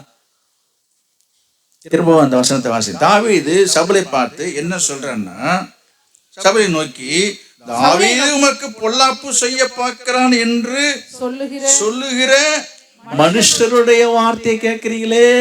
அப்ப யாரோ என்னை பற்றி பொய்யா வந்து உங்கள்கிட்ட சொல்லிட்டாங்கய்யா. இந்த மாதிரி அவங்க பேச்ச கேட்டுட்டு என்ன இந்த மாதிரி உயிரை வாங்குறீங்களே, இதெல்லாம் நியாயமா? தொடர்ந்து படிங்களேன். அவனுடைய வார்த்தையெல்லாம் கேட்கும்போது நமக்கே அழுக வந்துரும் போல் இருக்கு. படிங்க. இதோ கர்த்தர் இன்று கெபியில் உம்மை என் கையில் ஒப்பு கொடுத்தார் என்பதை இன்றைய தினம் உம்முடைய கண்கள் கண்டதே. உம்மை கொன்று போட வேண்டும் என்று சிலர் சொன்னார்கள். ஆனாலும் என் கை உம்மை தப்ப விட்டது. ஆனாலும் நான் என் கையால உங்களை கொல்லாம உங்களுக்கு தப்ப விட்டேன். என் ஆண்டவன் மேல் என் கையை போடேன். இந்த சவுல எவ்வளவு மரியாதையா பேசுறான் பாருங்க. என் ஆண்டவன் இத்தனைக்கும் பொல்லாத ஆவியான அலங்கழிச்சிட்டு இருக்குது. கர்த்தர் சவுலை விட்டு விலகிட்டார்னு பைபிள்ல எழுதியிருக்குது. ஆண்டவர் சவுலை தள்ளிட்டு தாவீதை ஏற்படுத்த போறேன்னு சாமுவேல்ட்ட சொல்லி விட்டாரு. இவ்வளவு நடந்தும் அவனுக்கு ஒரு மதிப்பு மரியாதை கொடுத்துட்டு இருக்கிறான் அந்த சவுல். இது தாவீது என்ன சொல்றாரு? என் ஆண்டவன் மேல் என் கையை போடேன். அப்புறம் அவர் கர்த்தரால் அபிஷேகம் பண்ணப்பட்டவராமே என்றேன். என் தகப்பனே பாரும். இங்க பாருங்க, ஆண்டவன்றான். அப்புறம் என்ன சொல்றாரு? என் தகப்பனே பாரும். என் கையில் இருக்கிற உம்முடைய சால்வையின் தொங்கலை பாரும். உம்மை கொன்று போடாமல் உம்முடைய சால்வையின் தொங்கலை அறுத்துக் கொண்டேன். என் பொல்லாப்பும் துரோகமும் இல்லை என்றோ துரோகம் இல்லை என்றும் உமக்கு நான் குற்றம் செய்யவில்லை என்றோ உமக்கு நான் குற்றம் செய்யவில்லை என்றும் அறிந்து கொள்ளும். நீரோ என் பிராணனை வாங்க அதை வேட்டையாடுகிறீர். ஏங்க எப்படி எப்படி கெஞ்சல மாதிரி பேசலாம் பாருங்க. தகப்பன்றான், ஆண்டவன்றான். இப்ப பாருங்க, உங்க பக்கத்துல வந்தையா நீ போட்டு இந்த சால்வை நான் எடுத்துக்கிட்டேன், அந்த பேர் சால்வை நான் பேர் என் கையில இருக்கு, நான் நினைச்சிருந்தாக்க ஒரே குத்தா குத்திருப்பேன், ஒரே வெட்டா வெட்டியிருப்பேன், உன்னை எல்லாரும் கொலை செய்யும் எல்லாரையும் கூட அதெல்லாம் சொன்னாங்க. அவங்க பேச்செல்லாம் நான் கேட்க கிடையாது. நான் உனக்கு ஒரு பொல்லாப்பும் செய்ய மாட்டேன், நான் அப்படிலாம் செய்யற ஆளு கிடையாது, நான் உனக்கு துரோகம் செய்யல, நீங்க பாருங்க என்று சொல்லி தாவீது கெஞ்சாத குறையா சொல்லிட்டு, இப்படிலாம் நான் இருக்கிறேன், நீங்க என்ன பண்றீங்க, என்ன நீரோ என் உசுரை வாங்கிறது நிக்கிறீங்களே, என்ன கொலை பண்ணணும் நிக்கிறேன், என்னப்பா இது? அப்பவும் அந்த தனிவான பேச்சை நான் சொல்ல வருகிறேன், இந்த வார்த்தையை சொல்றேன். இப்ப நீங்களா இருந்தா, சாதாரண மனுஷனா இருந்தா என்ன செய்வாங்க? இந்த வார்த்தை இப்படியா பேசுவாங்க, இப்படியா பேசுவாங்க? உனக்கெல்லாம் ஒரு மரியாதை ஒண்ணு வேண்டி கிடக்குது, என்ன அவனுக்கு மரியாதை வேண்டி கிடக்கு, இப்படித்தானே பேச தோணும், வேகம் வரும். மனுஷத்துல மாம்சத்துல உங்களுக்கு ஆவேசம் வரும்போது இவனுக்கு என்ன மரியாதை வேண்டி கிடக்குது? கத்தரே இல்லைன்னு தள்ளிட்டாரு, அவனுக்கு பொல்லாத அவன் பேய் பேசி ஆடிட்டு இருக்கலாம், இவனுக்கு மரியாதை வேண்டி கிடக்குதா? அப்படிதான் சில பேர் சாடுவாங்க, பேசுவாங்க. தாவீது பேசுற வார்த்தையை தான் நான் உங்களுக்கு சொல்றேன். அவன் என்னன்னாலும் இருக்கட்டும்ப்பா, கர்த்தர் அபிஷேகம் பண்ணார், நான் அவரை பேச மாட்டேன், அவரை குறித்து நான் மரியாதை குறைவா பேச மாட்டேன். ஏன் பேசினா என்ன? தாவீது பக்கம் நியாயம் இருந்தோம், சவுல் பக்கம் தவறு இருந்தோம், தாவீது பேசுனதை நான் திரும்ப திரும்ப சொல்கிறேன். அவங்களுக்கு சொல்றேன், இந்த வார்த்தை தான் உங்கள் வாழ்க்கையிலே ஆசீர்வாதத்தை கொண்டு வரும். எனவே மற்றவருடைய மனசை காயப்படுத்துறதுனாலே, புண்படுத்துறதுனாலே உங்களுக்கு ஒரு நன்மையும் கிடைக்காது. அப்படி படுத்தி பேசும்போது அவர்கள் படுகிற மன வேதனையினால அதனுடைய விளைவு என்னவாகும்? அது உங்களுக்கு சாபமாக முடியும். அதனால நம்ம குடும்பமான வரைக்கும் யாரை குறித்து எதையும் பேசாமல், இன்னைக்கு நம்ம வாசித்து தியானித்த சில வேத சொல்லப்பட்டிருக்கிறது போல நம்ம என்ன செய்யணும்? பேசுற வார்த்தைகளில நம்ம நிதானமா இருப்போம், அது நம்முடைய வாழ்க்கையில ஆசீர்வாதப்படும். மனதை நம்ம புண்படுத்தாம இருப்போம், ஆண்டவர் உங்கள் மனதை என்ன செய்வார்? சந்தோஷப்படுத்துவார். அது உங்களுக்கு ஆறுதலாகவும் ஆசீர்வாதமாக இருக்கும் என்பதையும் சொல்ல நான் விரும்புகிறேன். இன்னொரு சம்பவத்தை நான் சொல்லிடுறேன். லூக்கா எழுதின சுவிசேஷம் 19ஆம் அதிகாரம், லூக்கா 19:7.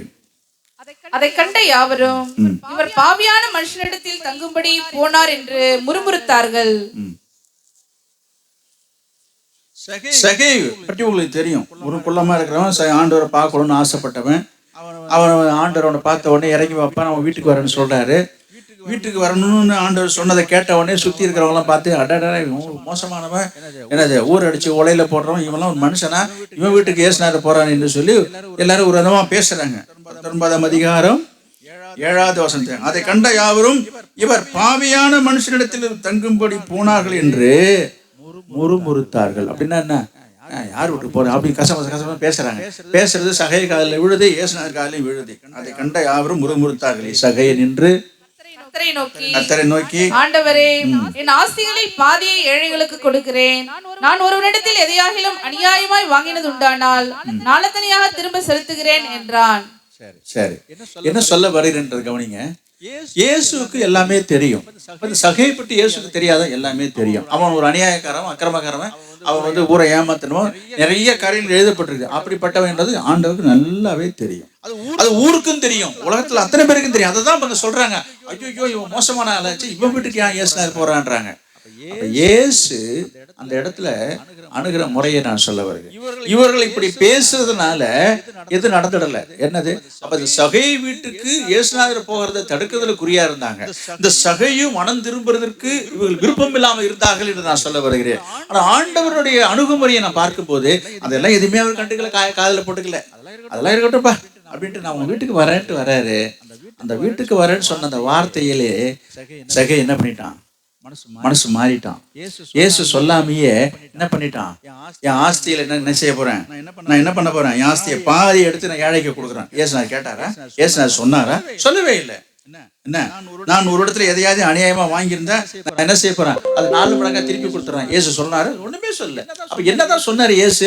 உன் வீட்டுக்கு வர்றேன், உன் வீட்டுக்கு வந்து தங்குறேன்னு தான் சொன்னாரு. அப்ப அப்ப இந்த வார்த்தையே இவன் வாழ்க்கையில ஒரு பெரிய மாற்றத்தை ஏற்படுத்தி இருக்குது. இப்படி ஒரு மாற்றத்தை செய்யதான் ஆண்டவர் விரும்புகிறாரு. இந்த மாற்றத்துக்கு முட்டுக்கட்டை போடணும், தடுக்கணுன்றதுக்கு தான் ஊர் உலகம் நீ சுத்தி நிக்குது. உருட்டுக்கு போயிடக்கூடாதுன்னு. அப்ப யோசித்து பாருங்க, அவரோட நோக்கம் சரியில்லையே. அந்த வார்த்தையை கண்டு இயேசு பின்னடையவில்லை, இந்த வார்த்தையை கேட்டு சகையும் பின்னடையவில்லை. ஆனால் இந்த வார்த்தையினாலே ஆண்டவர் என்ன செய்கிறாரு? சகேவே ரட்சிப்புள் நடத்தினால இவனும் ஆபிரகாமுடைய குமாரனா இருக்கிறார் என்று சொல்லி, அதாவது ஆண்டவருடைய அணுகுமுறையை சொல்றான். அப்ப ஆண்டவர் இந்த ஊர்க்காரங்க பேசுறதெல்லாம் கேட்டுட்டு ஏப்பா சகையோ, ஐயோ சொல்றதெல்லாம் உண்மைதானா? இனிமே அநியாயம் பண்ணுவோம்ல, அக்கிரமா அதிக வட்டி வாங்குற ஆளாம்ல, நீனு ஊரெல்லாம் ஏமாத்தினியாம்ல, இப்படி எல்லாம் பேசியிருந்தா ஊர்ல 1000 பேர் பேசிட்டோம். ஆனா இயேசு பேசல. ஊர்ல 1000 பேர் பேசணும். இயேசு என்ன சொன்னாருன்றதை நம்ம சொல்ல வரோம். அப்ப ஆண்டோட அணுகுமுறையை நம்ம அதுல ஆராய்ஞ்சு பார்க்க வேண்டியவர்களா இருக்கிறோம். இதே போல இன்னொரு சம்பவத்தை சொல்றோம். யோவான் 8ஆம் அதிகாரம் 11ஆவது வசனத்தை பாருங்க. இது ஏற்கனவே நான் உங்களுக்கு சொல்லியிருக்கேன். யோவான் 8:11 பாருங்க. அதற்கு அவள், இல்லை ஆண்டவரே என்றாள். இயேசு அவளை நோக்கி, நானும் உன்னை ஆக்கினைக்குள்ளாக தீர்க்கிறதில்லை, நீ போ, இனி பாவம் செய்யாதே என்றார். கவனிங்க, இந்த சம்பவம் உங்களுக்கு தெரியும். விபச்சாரத்திலே கையை மையமா பிடிச்சிட்டு வந்த ஒரு பெண்ணை கொண்டு வந்து இயேசுநாதருக்கு முன்னாடி நிறுத்துறாங்க. அவளை கொன்றே ஆகணும் என்று சொல்லி எல்லாம் தீர்மானிக்கிறாங்க. கல்லறின்னு சொல்றாங்க. காய்ச்சி மூச்சுன்னு ஒரே வாக்குவாதம் நடக்குது. இயேசு எதுவுமே காதுல வாங்காம கீழே குனிஞ்சிட்டு இருக்கிறாரு, அமைதியா இருக்கிறாரு. அவங்க ஒன்றும் தொந்தரவு படுத்திக்கிட்டே இருக்கிறாங்க. என்ன சொல்றேன் நெருக்கடி பண்ணிக்கிட்டே இருக்கிறாங்க. இயேசு அமைதியாவே இருக்கிறாரு. இப்படிப்பட்ட சூழ்நிலை இயேசு என்ன சொல்றாரு? உங்களில் பாவம் செய்யாத, நீ சொல்ற மாதிரி கல் எரிஞ்சு கொல்லப்பட வேண்டியதுன்னு சொல்லி சொல்றாரு. அவங்க மனசாட்சியில் குத்தப்பட்டவங்க எல்லாருமே போயிட்டாங்க. இயேசு தலை நிமிர்ந்து பாக்குறாங்க, யாருமே காணும். அந்த பெண்ணை மட்டும் நிக்கிறா. பெண்ணு என்ன செய்யப்பட்டு அங்க வந்து நின்னா, ஒரு தவறு பாவம் செய்து விட்டு குற்றவாளியாக தான் அங்க நிக்கிறா. நான் சொல்றேன், இயேசு என்ன செய்தாருன்றதுதான் பாயிண்ட். இயேசு என்ன சொன்னாருன்றதான் அங்க பாக்குறோம். இயேசு என்ன சொன்னாரு? இப்ப இந்த இடத்துல நீங்களா இருந்தா, இந்த மாதிரி ஒரு சம்பவத்தை நீங்க பாக்குறீங்க உங்க கண்ணு முன்னால, இந்த மாதிரி கொண்டு வந்து நிறுத்துறாங்கன்னா எப்படி கேட்பீங்கன்றத உங்க மனசுக்கு நான் விட்டுறேன். பச்சையா கேட்பீங்க. அப்படித்தானே சொல்லணும். அதை நாக்கப்படுகிற மாதிரி எப்படிலாம் பேசுவீங்க. இந்த மாதிரி ஒரு பெண்ணு நிஜமாவே நடந்து போச்சு, உங்க கண்ணுக்கு முன்னாடி நீக்கி இது நடக்குது, இந்த சம்பவத்தை நீங்க பாக்குறீங்க. அப்ப கேட்கணும், உங்க மனசு துடிக்கும் போது என்ன வார்த்தையெல்லாம் சொல்லி கேட்டிருப்பீங்கன்றதான் நான் சொல்ல வரேன். கேட்கறது தப்பே இல்லைன்னு நீங்க அதுக்கு ஒரு வாதம் பண்ணுவாங்க. தப்பு இல்லைங்க, இப்படிப்பட்ட கேட்டதாங்க திருந்துவாங்க. நான் சொல்றேன் அதெல்லாம் கரெக்ட் தான். இப்படிதானே சிலர் பேசுவாங்க. பேசுறதாங்க சரியா வரும்னு. ஆண்டவருடைய அணுகுமுறையை நான் என்ன சொல்ல வரேன் யோசித்து பாருங்க. ஆண்டவர் என்ன செய்தாரு? இப்படி கேட்டதுனாலேயோ கேட்கறதுனாலேயோ அவள் திருத்திடுவாள் என்று அவர் எதிர்பார்க்கல. ஆண்டவரோட ஒரு வார்த்தை அவள் வாழ்க்கையை மாற்றியது. அப்ப ஆண்டவர் எதை எதிர்பார்க்கிறார்? எப்பொழுதுமே இந்த உலகம் ஒருத்தவங்க தவறு செய்துட்டாங்கன்னு சொன்னா எப்ப பார்த்தாலும் அந்த தவறையே சொல்லி சொல்லி சொல்லி சொல்லி கொட்டி கொட்டி கொட்டி அவங்க உட்கார வச்சிடுறாங்க. தவறுகளை சுட்டி காட்டுவது தவறல்ல, எந்த ஒரு தவறையும் திரும்ப திரும்ப குத்தி காட்டுவதுதான் தவறு. புரியுதா உங்களுக்கு? ஒரு வசனத்தை நாம் போன வாரம் கூட படிச்சோம் இல்லையா? நீதிமொழிகள்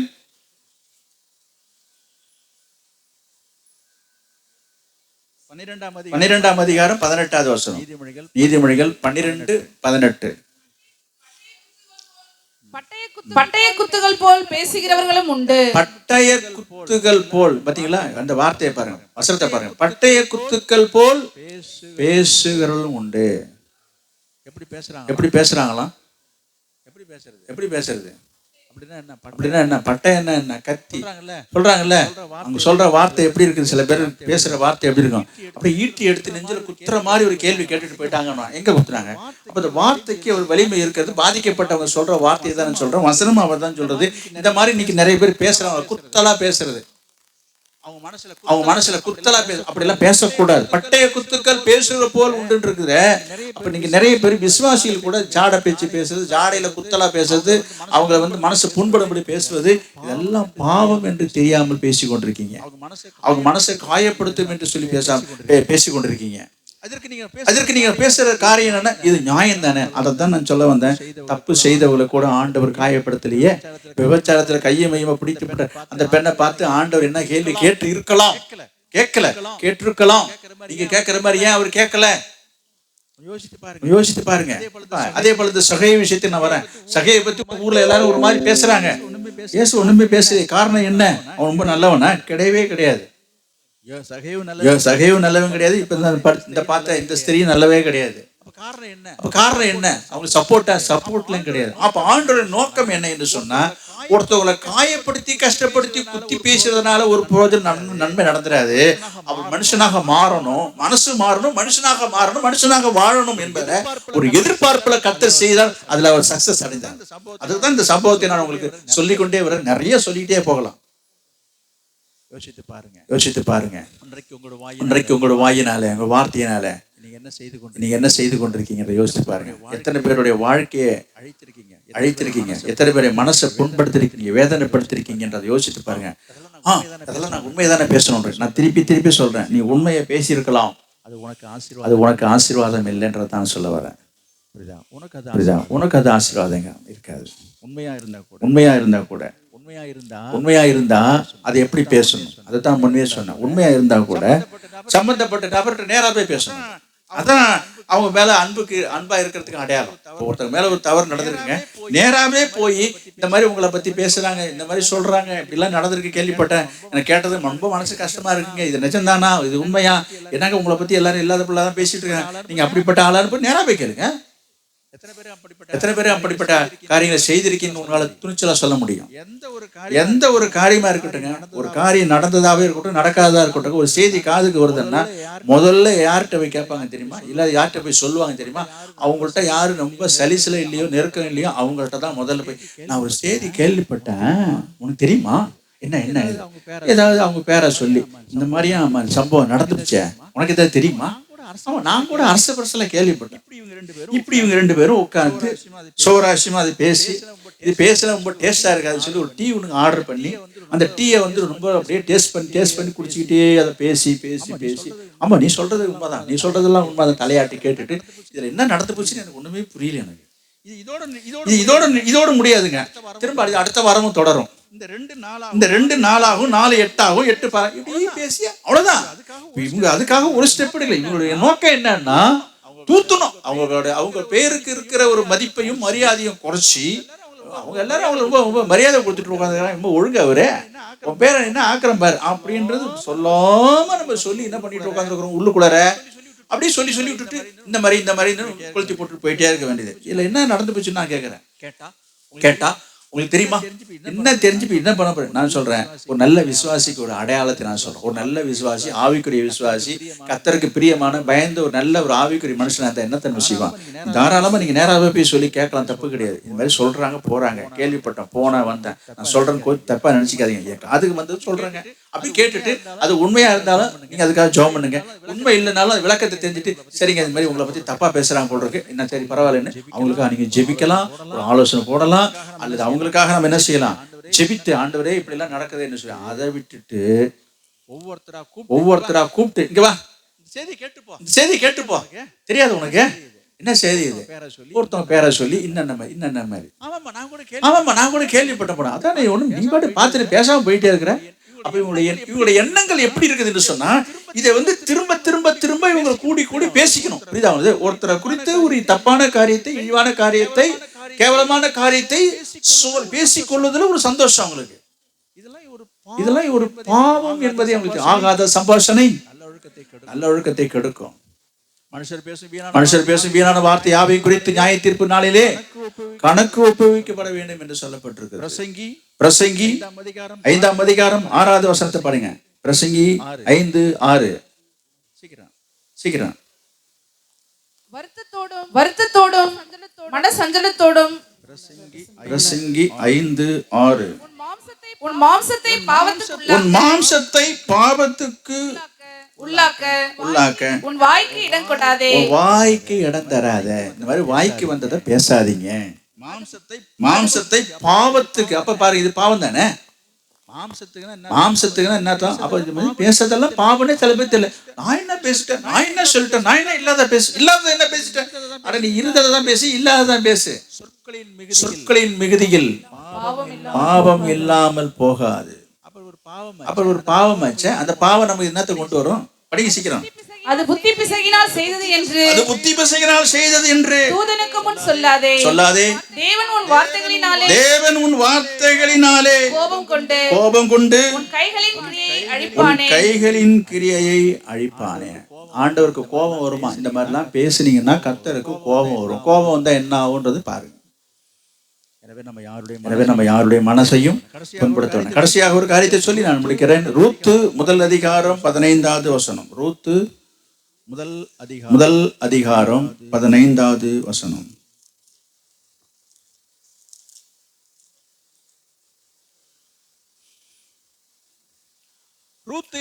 ரூத்து என்கிற ஒரு ஸ்திரியை பற்றி ரூத்தின் சரித்திரத்தில் வாசிக்கிறோம். ரூத்துடைய மாமியார் பேரு நகோமி. அவளுக்கு 2 மருமகள் இருந்தார்கள். 2 மகன் இருந்தா, 2 பேருமே இறந்துட்டா. 2 பேரும் இறந்ததுக்கு அப்புறம் அவங்களுக்கு 2 மருமகள். அவளுக்கு குழந்தையும் இல்லை. அதுல ஒருத்திய பேரு தான் இந்த நகோமி. இது ரூத்து. அந்த ரூத்தை பார்த்து இந்த மாமியாரா இருக்கிற நகோமியை சொல்றாங்க, ஏன்பா உனக்கு புருஷனும் இல்லை, பிள்ளையும் இல்லை, நானே வயசாயிடுச்சு, போய் எங்கேயாவது ஒரு பொழப்பை தேடிட்டு போங்க, நீங்க விருப்பப்பட்ட ஒரு கல்யாணம் பண்ணீங்கன்னு சொல்லி தன் மருமகளை பார்த்து ரூத்தை பார்த்து சொல்றதை தான் நம்ம இங்க பாக்குறோம். போய்விட்டாலே நீயும் உன் சகோதரி பிறகு திரும்பி போ என்றால் இருக்குதுங்களா? அதற்கு ரூத்து நான் உம்மை பின்பற்றாமல் உம்மை விட்டு திரும்பி போவதை குறித்து என்னோட பேச வேண்டாம். நீங்க போகிற இடத்துக்கு நானும் வருவேன், நீர் தங்கும் இடத்துக்கு நானும் தங்குவேன். உம்முடைய ஜனம் என்னுடைய ஜனம். என்ன பேச்சு பேசுது பாருங்க இந்த மருமகன் மாமியாரை பார்த்து. இன்னும் இருக்கு, படிங்க. நீர் மரணமடையும் இடத்தில் நானும் மரணமடைந்து அங்கே அடக்கம் பண்ணப்படுவேன். மரணமே அல்லாமல் வேறொன்றும் உம்மை விட்டு என்னை பிரித்தால். ஆமா, ஒரு மருமவ மாமியாரை பார்த்து பேசுற பேச்சா இது? பைபிள்ல தாங்க இருக்குது. நாட்டுல உலகத்துல இருக்குதான்னு எனக்கு தெரியல. அப்படி இருக்கணும். இல்லன்னு நான் சொல்ல மாட்டேன். இருக்கிறாங்க, எல்லாரையும் நான் சொல்லக்கூடாது, கவனிங்க. ஆனா அப்படி இருக்கணும் என்பதை தான் நம்ம இங்க பாக்குறோம். ஒரு மருமக புருஷன் கிடையாது, பிள்ளை கிடையாது. ஒரு மாமியார் சொல்றா, நீ போய் உன் வீட்டுக்கு போய் உன் பழப்ப பாருன்னு. இந்த ரூத்து சொல்றா, நான் எங்கேயும் போக மாட்டேன், உங்க கூட தான் இருப்பேன். இந்த கேள்வியை கட்டிட்டு இதுக்கு என்ன ஆக போகுது இந்த ரூத்துக்கு? இங்க பாருங்க, நீங்களா இருந்தா அப்படிதான் சொல்லுங்க. ஐயோ, கொஞ்சம் கூட அறிவில்லை. எப்ப சொன்னாங்களோ இதான் சாக்குன்னு சொல்லிட்டு புறப்பட்டு போறதை விட்டுவிட்டு விவரம் தெரியாது, உழைக்க தெரியாத ஒரு பொம்பளையா இருக்கா யாரு? ரூத்து. இப்படிதான் உலகம் பேசியிருக்கும். இந்த கேள்வி மேல போய் நின்றுட்டு என்னத்தை தான் கொடுக்க போறாளோ, என்னத்தான் அவளே சொல்லிட்டா, ஒண்ணு இல்லை என் கையில ஒண்ணு இல்லை, நீ வெளியில போன்னு சொல்லிட்டா. இந்த அம்மா இப்படி சொல்லிட்டு இருக்குதுன்னு சொல்லிட்டு. ஆனா ரூத் என்ன செய்தா? யார்கிட்டையும் போய் யோசனை கேட்கல. இந்த மாதிரிங்க மாமியார் சொல்றாங்க, நான் என்ன செய்யலாம் எது செய்யலாம்னு போய் அக்கம் பக்கத்துல எல்லாம் போய் ஆலோசனை கேட்கல. போய் அப்படிதான் பங்காளி பாக சண்டை போய் என்ன செய்யலாம், இதை பங்கு கேட்கலாமா, ஜீவனாம்சம் கேட்கலாமா, அதை கேட்கலாமா, இதை கேட்கலாமா, இந்த மாதிரிலாம் ஆலோசனை போட்டுட்டு உட்காந்துருக்கல. இது ஒன்னத்துக்குமே வழி கிடையாதுங்க. சாப்பாட்டுக்கே வழி கிடையாது. அப்படிப்பட்ட சூழ்நிலையில ஒரு மருமக சொன்னது போதுன்னு சொல்லிட்டு போயிட்டாவன். ஆனா ரூத் என்ன செய்யறா? நான் போக மாட்டேன். அவ வருந்தி வற்புறுத்தி சொல்லியும் போகல. அந்த சொன்ன வார்த்தையை தான் நான் அங்க பாக்குறோம். அவ என்ன சொல்றா? இங்க பாரு, உன் ஜனம் என் ஜனம், உங்க ஊர் தான் என் ஊரு, உன் கூட தான் நான் இருப்பேன், நீ சாகிற வரைக்கும் உன் கூட தான் இருப்பேன். சாவுதான் நம்ம 2 பேரையும் பிரிக்கணும். நீ எங்க சாவுறியோ அங்கதான் நானும் சாவும். உன்னை எங்க கொண்டுட்டு போய் அடக்கம் பண்ணுவாங்களே. அப்பா, இவ்வளவு பெரிய வார்த்தைகள், எவ்வளவு விஷயங்கள் சொல்லிட்டு இருக்கு பாருங்க இந்த அம்மா. ரூத்தை தான் சொல்றேன் நானு. இத சொன்ன உடனே வாயடிச்சு போய் நிக்குதுமா இந்த அம்மா. எந்த அம்மா? இந்த மாமியார் அம்மா. இது மாமியார் மெச்சின மருமகள். இது ரூத்தை பத்தி நான் சொல்லுகிறேன். அப்ப இந்த வார்த்தையினால யாருடைய வாய இந்த ரூத்து அடைச்சிட்டான்னு நான் சொல்ல வரேன். ரூத்து தன்னுடைய ஞானமான அருமையான அழகான வார்த்தையினால தன் மாமியார் வாய அடைத்த மருமகள் என்று சொன்னாலும் சரியாக இருக்கும் நான் சொல்றேன். இன்னைக்கு நிறைய பேர் மாமியாரை பற்றி குறை சொல்றோம், நிறைய பேர் இருக்கிறாங்க. நான் சொல்றேன், எல்லா மாமியாரும் நானும் சரி நான் சொல்ல மாட்டேன், கவனிங்க. அதே சமயத்துல என்னது, ஐயோ எங்க மாமியாரா, ஐயோ அது ரொம்ப வாய்ங்க, ஐயோ அது வாய், அப்படி இப்படி எல்லாம் பேசுறாங்க. நான் சொல்றேன், நீங்க சொல்றது உண்மையாவே இருக்கட்டுங்க. நீங்க சில மாமியார் இருக்கத்தான் செய்யறாங்க. நான் சபையில சொல்லல, வெளியில சொல்றேன். சில மாமியார் இருக்கத்தான் செய்யறாங்க, இருந்துட்டு போட்டோம். நான் சொல்றேன், நீ ஒரு ரூத்தை போல ஒரு நல்ல மருமகளா இருந்தா ஏன் அந்த மாமியார் வாயை அடைக்க கூடாதுன்றதான் கேள்வி. என்ன செய்யணும்? இந்த நல்ல மருமகள் ரூத் என்ன செய்தாவ? போன்னு புடிச்சு தருணா கூட இந்த ரூத் என்ன சொல்றா? உன் இடத்துல தான் நான் இருப்பேன், உங்க கூட தான் நான் இருப்பேன், உங்க வீட்டில் தான் நான் சாப்பிடுவேன், உங்க வீட்டில் தான் மறிப்பேன். இன்னைக்கு சொல்றதுக்கு முன்னாடியே, எப்ப மாமியார் சொல்றதுக்கு முன்னாடியே முதல்ல பானையை தூக்கிட்டு சீக்கிரமா முதல் நாள என்ன பண்ணும், வீடு பார்த்தாச்சா, வீடு பாருங்க, அப்பதான் நான் கூட குடும்பமே நடத்த வருவேன். முதல்ல கல்யாணத்துக்கு முந்தைய கண்டிஷன் போடுற ஆட்கள்லாம் இருக்கிறாங்க. நான் உங்களை சொல்லல, நீங்கெல்லாம் தங்க கட்டிகள் கவனிங்க. நான் உலகத்துல நடக்குது நான் சொல்றேன். இப்படிப்பட்ட எண்ணங்கள் இருக்குதுங்க. இது ஒரு பக்கங்க. அடுத்தது இப்படி பேசுவதற்கு முன்னதாகவே முந்திக்கிறவங்களா இருக்கிறாங்க. எப்ப பேசுவாங்கன்னு பார்த்துட்டு இருப்பாங்க. சில மருமகள் என்ன செய்வாங்க, இங்க பாத்தீங்களா உங்க அம்மா என்ன பேசுறாங்க பாத்தீங்களா, இதுக்கு மேல நான் என்ன சொல்ல முடியாது. இந்த மாதிரிலாம் பேசலாம் கேட்டுட்டு நான் இருக்க மாட்டேன். பாருங்க நீங்களே பாருங்க, எப்படி இப்படி சில மருமகள் இருக்கிறாங்க. கவனிங்க, இந்த ரூத்தை நான் என்ன சொல்ல வர்றேன், சொல்றதுக்கே ஆள் இல்ல, ஆதரவு இல்ல, புருஷனும் இல்லைங்க. எவ்வளவு அருமையான ஒரு ஆவிக்குரிய மகள். என்ன செய்தா இன்னும் சொல்ல போனா ஒரு சொத்து பத்தி இல்ல, ஒரு வீடு இல்ல, காணி இல்ல, நிலம் இல்லைங்க. நீங்க எப்படி நினைக்கலாம், ரூத் இப்படிலாம் சொல்றான்னா எதையும் 2 பங்களாங்களா போட்டு கட்டி வச்சிருப்பாங்க, அதுல ஏதாவது ஒண்ணு கிடைக்கும்னு வச்சு. ஒண்ணுமே கிடையாது, தங்கறதுக்கு இடம் கிடையாது, ஒண்ணு சோத்துக்கே வழி கிடையாது. என்னங்க இது ஆச்சரியமா இருக்கு இந்த காரியம். ஆனா இந்த மருமகள் சொல்ற இந்த வார்த்தையில அங்க என்ன எழுதிருக்கு பாருங்க. 18 சீக்கிரம் படிங்க, நான் முடிச்சிடுறேன். அவள் தன்னோட கூட வர மனதா உறுதியா இருக்கிறதை கண்டு அப்புறம் அதை குறித்து அவளோட ஒன்றும் பேசவில்லை. அந்த வார்த்தையை நான் எடுத்துக்கிறேன். இந்த மாமியார் வாய் அடிச்சு போய் நிக்குது, அப்படிதான் நான் சொல்றேன். அதுக்கப்புறம் ஐயோ இவள்கிட்ட யாரையா பேச முடியும், நான் போக மாட்டேன். இப்பேற்பட்ட மறுவாழ சொல்லி இந்த மாமியார் என்ன பண்ணிடுச்சான், பேசவில்லைன்னு அர்த்தம். நான் உங்களுக்கு சொல்றேன், ஞானமா நடந்து கொள்றது வழியே சொல்றேன். சில மாமியார்கள் பேசுறதாவே இருக்கட்டும், வயசானவங்க ஏதாவது விவரம் தெரியாம பேசுவாங்க, அவங்க மனசத்தை பேசுறதாவே இருக்கட்டும். ஒரு நல்ல மருமக ரூத்த போல என்ன பண்ணணும், அவங்க வாயா அடைக்கணும். எப்படி அடைக்கலாம்? வாயில துணி வச்சு அடைக்கிறது இல்லை, பேசி வார்த்தையில அல்ல. பேசி சில பேர் வார்த்தையில அடைக்கிறாள் உண்டு. அதாவது அவங்க பேசுற வார்த்தையை கேட்டாலே அப்படி ஸ்தம்பிச்சு போய் சில ஆட்கள் இருக்கிறது உண்டுங்க. நான் ஒரு வேடிக்கையா ஒரு கதை ஒண்ணு படிச்சேன். நீங்க யாராவது கேட்டீங்களான்னு தெரியல. கவனிங்களேன், ஒரு மாமியார், புருஷன் மனைவி, ஒரு மாமியார் வீட்டுல இருக்கிறாங்க. புருஷன் வெளியில போயிட்டாரு. வெளியில போன நேரம் பார்த்து இந்த மாமியார் படுத்த படுக்கையில உடம்பு சரியில்லாம இருந்தாங்க. உடம்பு சரியில்லாம இருக்கும் பொழுது இந்த மாமியார் பண்ற கொடுமை தாங்காம, இது ஒரு கதை தான், நல்லா கேட்டுங்க, தப்பா எடுத்துக்காதீங்க. இந்த மருமக என்ன செஞ்சுட்டா, அங்க ஒரு உலக்கை இருந்துச்சுங்க. உலக்கையால எடுத்து ஒரே போட்டா உயிரெல்லாம் போகல, உயிர் போகல. கவனிங்க, கழுத்தை அடிச்ச உடனே தொண்டை கட்டி பேச முடியாம போயிடுச்சு. பேச்சு வரல. கவனிங்க, பேச்சு வரலையா? வெளியில போன புருஷன் வந்த உடனே இப்ப இந்த மருமகளுக்கு பயம். என்னது, எங்க புருஷன்ட்ட நான் உலக்கையால அடிச்சது சொல்லி மாட்டி விட்டேன், என்ன பண்றதுன்னுட்டு என்ன பண்ணிட்டு இருக்கிறா. ஒன்னும் சொல்ல, என்ன செய்யணும் பார்த்தாங்க. மகன் வந்த உடனே பேச முடியாதாச்சா, வாய் காடை காட்டி கையை காட்டி கூப்பிட்டு கிட்ட வந்து என்னம்மா அப்படின்னு உடனே அங்க மூளையில சாத்தி வச்சு இந்த உலக்கையை அப்படி கையை காமிச்சு, இந்த உலக்கைய காட்டுது. இவனுக்கு ஒன்றும் புரியல. அந்த உலக்கையா காட்டுது, இங்க பாருங்க, அந்த உலக்கையா காட்டுது, இங்க காட்டுது, உலக்கைய காட்டுது, கையை காட்டுது. புரியுதா உங்களுக்கு? உலக்கைய கையை காட்டிட்டு இப்படி இருந்தது. அதாவது உலக்கையால என்ன அடிச்சுட்டான்னு சொல்றாங்க அந்த அம்மா. இவருக்கு ஒன்றும் புரியல. மனைவி பார்த்து, அம்மா என்ன சொல்றாங்க, அட என்ன ஏன் மனுஷன் ஒன்றும் புரியும், உலக்க மாதிரி நிக்கிறியே, இங்க பாருங்க, இது எப்படி உலக்க மாதிரி நிக்கிறியே, கழுத்துல கிடக்கிற சங்கிலி எடுத்து நான் தான் சாவ கிடக்குறேன் நானு. இந்த மாமியார் கழுத்துல ரெட்டை கொடுத்து சங்கிலி கிடக்குது. அது சொல்லுது, என் கழுத்து நான் இனிமே என் சாவ போறேன், எனக்கு எதுக்கு இந்த நகை நட்டு இந்த சங்கிலி போட்டு நான் என்ன பண்ண போறேன், என்ன இதை கைட்டி உன் மனைவிட்ட கொடுறான்னு சொல்றாங்க. அது உங்களுக்கு புரிய மாட்டுதா? இங்க பாருங்க, திருப்பி நான் சொல்றேன், உலக்கைய காட்டுது, கழுத்தை காட்டுது, அப்புறம் யாரை காட்டுது, மருமக. அதாவது இந்த மருமவ உலக்கை எடுத்து என்ன கழுத்துல அடிச்சுட்டான்றதுதான் இப்ப சொல்ல வந்து ஜாட. இதுக்கு ஒரு கதையை உண்டாக்கி இந்த மருமம் என்ன பண்ணிடுச்சு, உலக்க மாதிரி நிக்கிறிய, கழுத்தை கலக்க எடுத்து போடுறான்னு சொல்லுதுன்னு நினைச்சு எடுத்து போட்டான். ஒரு சிரிப்புக்காக நம்ம எடுத்துக்கிறோம். கவனிங்க, சிரிப்பாலும் என்ன சொல்ல வர்றேன்னா, வேடிக்கையா இருந்தாலும் எதை எப்படி செய்யணும்னு தெரியாம இப்படி எல்லாம் நாட்டில் நடக்குதுன்றதுக்கு நான் சொல்ல வரேன். இப்படிப்பட்ட மருமகளும் இருக்கதாங்க. இந்த ஒரு கதையா இருந்தாலும் எவ்வளவு திறமையா சமத்தா என்ன பண்றாங்க பாருங்க. வாயை அடைக்கணும், இப்படியா வாயை அடைக்கிறது, ரூத்தை போல நடந்துக்கணும்ன்றதுக்கு நான் சொல்ல வரேன். அப்ப ரூத்து பேசக்கூடாதபடிக்கு வாய் அடிச்சிட்டு, அதுக்குதான் இந்த கதை எனக்கு ஞாபகத்து வந்தது. பேசாம அடிச்சிட்டல, இப்ப மாமியார் பேசக்கூடாதபடிக்கு உலக்கையால் அடிச்சு வாய் அடைச்சாச்சு. இப்படி செய்யறது இல்ல. பேசக்கூடாதபடிக்கு வாய் அடைக்கிறதுன்னா என்ன அர்த்தம்? இந்த வார்த்தையை நான் பேசுகிறேன். என்னது?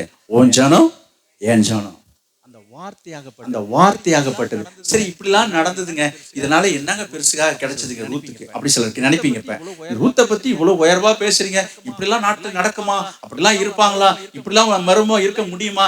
அப்படிலாம் இருந்த இந்த ரூத்துக்கு என்னங்க நடந்தது என்று நீங்க சொல்லி கேட்டீங்கன்னா, ரூத்துக்கு ஒரு மறு வாழ்வு, ஒரு புது வாழ்வு கிடைக்கிறதை நம்ம இந்த வேதத்துல வாசிக்கிறோம். ஆமா, அவ நினைச்சே பார்க்கல. இந்த மாமியாரே என்ன செய்யறா? அந்த மருமகளுக்கு ஒரு திருமணத்தை ஏற்படுத்தி செய்கிறா. அந்த திருமணத்தை ஏற்படுத்துவது ஒரு பெரிய விஷயம் இல்லைங்க. இங்க வாசித்து பாருங்க, மத்தேயு 1:5. மத்தேயு 1:5. இந்த வம்ச அட்டவணையில அவள் பேர் இருக்கிறதை தான் நான் உங்களுக்கு குறிப்பிட்டு சொல்ல வருகிறேன்.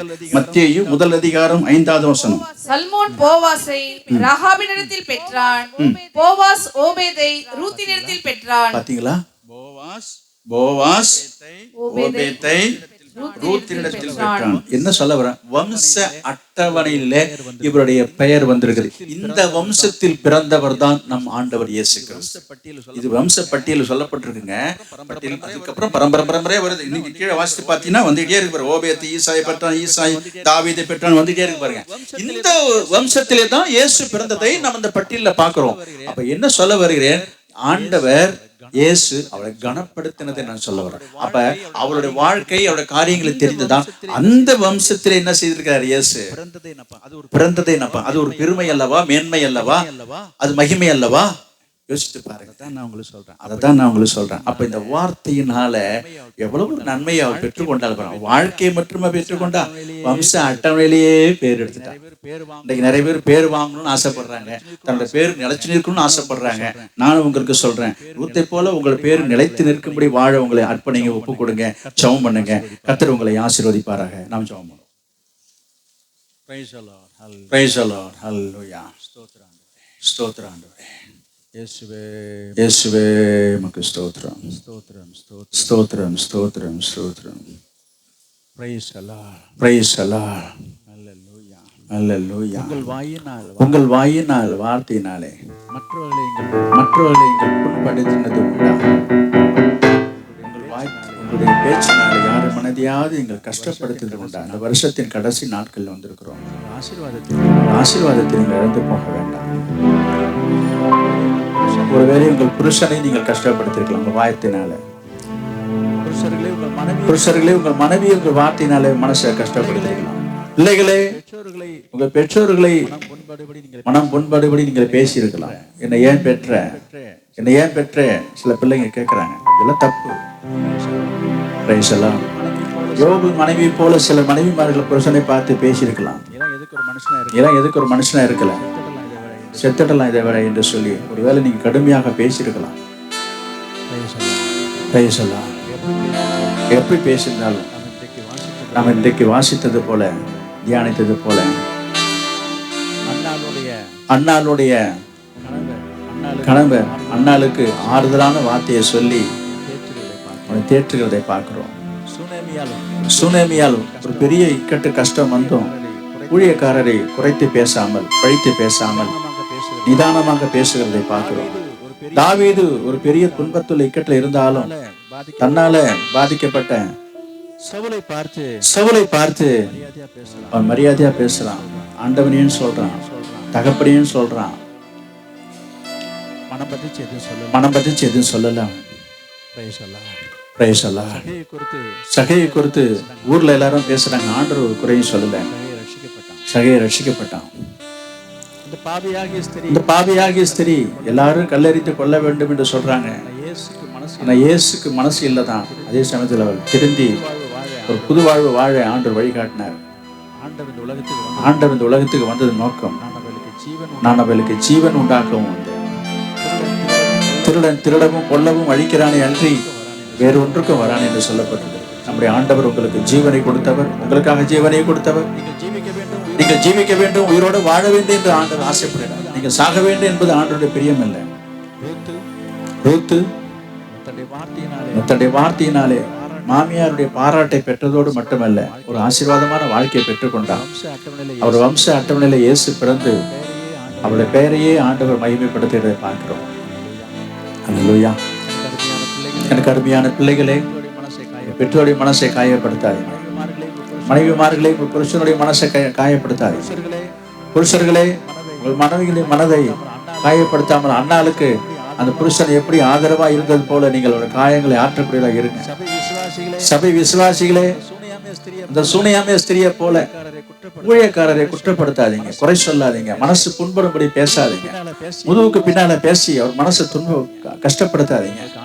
அது உங்களுக்கு ஆசீர்வாதத்தை கொண்டு வராது. சூனியாமியா சரி ஒரு வார்த்தையும் குறை சொல்லாமல் தன்னுடைய பிள்ளையை திரும்பவும் பெற்றுக்கொண்டார், உயிரோடு பெற்றுக்கொண்டார். அந்த அற்புதம் உங்களுக்கு ஆண்டு நடப்பிப்பார்.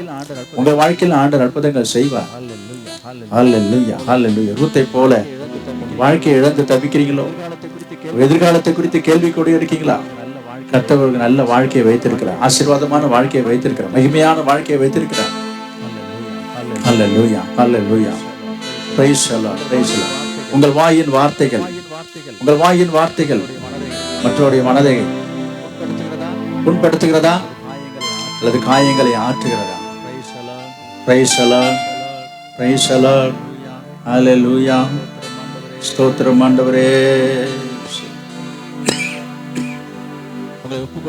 உங்களை ஒப்பு கொடுப்பீர்களா? ஒரு நிமிஷம் எல்லாரும் ஜெபம் பண்ணுங்க. பரிசுத்தமுள்ள எங்க நல்ல பிதாவே, நாங்கள் உம்மை ஸ்தோத்திரிக்கிறோம். இன்றைக்கு இந்த நாளில் கொடுத்த நம்முடைய வார்த்தைகளுக்காக ஆலோசனைக்காக ஸ்தோத்திரிக்கிறேன். மனம் என்கிற மனசை பற்றி அநேக காரியங்களை ஆவியானவர் தொடர்ந்து எங்களோடு இடைப்பட்டு மனசை புண்படுத்தக்கூடாது, மனதை காயப்படுத்தும்படி பேசக்கூடாது என்கிற ஒரு அவசியத்தை இந்த நாளில் இந்த சபையாருக்கு நீ வெளிப்படுத்தினதுக்காக ஸ்தோத்திரம். அதை உடைய வசனத்தின் மூலமாக, வார்த்தையின் மூலமாக எங்களுக்கு உணர்த்தினதுக்காக ஸ்தோத்திரம். இன்றைக்கு அதை கேட்டு அதை உணர்வடைந்து ஒப்பு கொடுத்து ஜெபித்த அனைவர் மீது பரிசுத்த ஆவியானவர் இறங்கி கிரியை செய்வீராக. அந்த சுவாபங்களை அவங்களுக்கு தருவீராக. எல்லா இடத்தையும் அன்பு செலுத்த, அன்பான வார்த்தைகளை பேச, யாருடைய மனதையும் புண்படுத்தாமல் காயப்படுத்தாதபடி கத்தாய் நிதானமா பேச, ஞானமா பேச, அன்பா பேச, வார்த்தையினாலே கத்தாய் பிறருடைய காயங்களை ஆற்றும். அவருடைய வார்த்தைகள் மற்றவருடைய மனசுடைய காயத்தை ஆற்றக்கூடியதாக இருக்க கர்த்தர் உதவி செய்யுங்கப்பா. ஆமாண்டவரே, மற்றவருடைய மனசை புண்படுத்த அல்ல, மற்றவருடைய காயத்தை ஆற்றக்கூடிய வார்த்தைகளை பேச கிருபை தாரும். சபைக்கு ஒவ்வொருவருக்கும், சபையில அனைவருக்கும் அந்த கிருபையை தாரும். சபையை பரிசுத்தப்படுத்துங்கப்பா. வரப்போகிற புதிய ஆண்டுக்கு எங்களை ஆயத்தப்படுத்துங்க, ஆசீர்வதிங்க. இயேசுவின் நாமத்தில் ஜெபிக்கிறோம் பிதாவே, ஆமென். ஆத்துமாவே கர்த்தரை ஸ்தோத்திரி, பரிசுத்த நாமத்தை ஸ்தோத்திரி. ஆத்துமாவே கர்த்தரை ஸ்தோத்திரி. கர்த்தர் செய்த சகல உபகாரங்களையும் மறவாதே. கர்த்தராகிய இயேசு கிறிஸ்துவினுடைய கிருபையும் பிதாவாகிய தேவனுடைய அன்பும் பரிசுத்த ஆவியானுடைய அந்நியோன்ய ஐக்கியம் இப்பொழுதும் எப்பொழுதும் சதா காலங்களிலும் நம் அனைவரோடும் சகல பரிசுத்தவான் கூட தங்கி இருப்பதாக. Amen, amen. Praise the Lord. கர்த்தர் உங்களோடு இருப்பாராக. கர்த்தர் உங்கள் அனைவரும் ஆசீர்வதிப்பார்.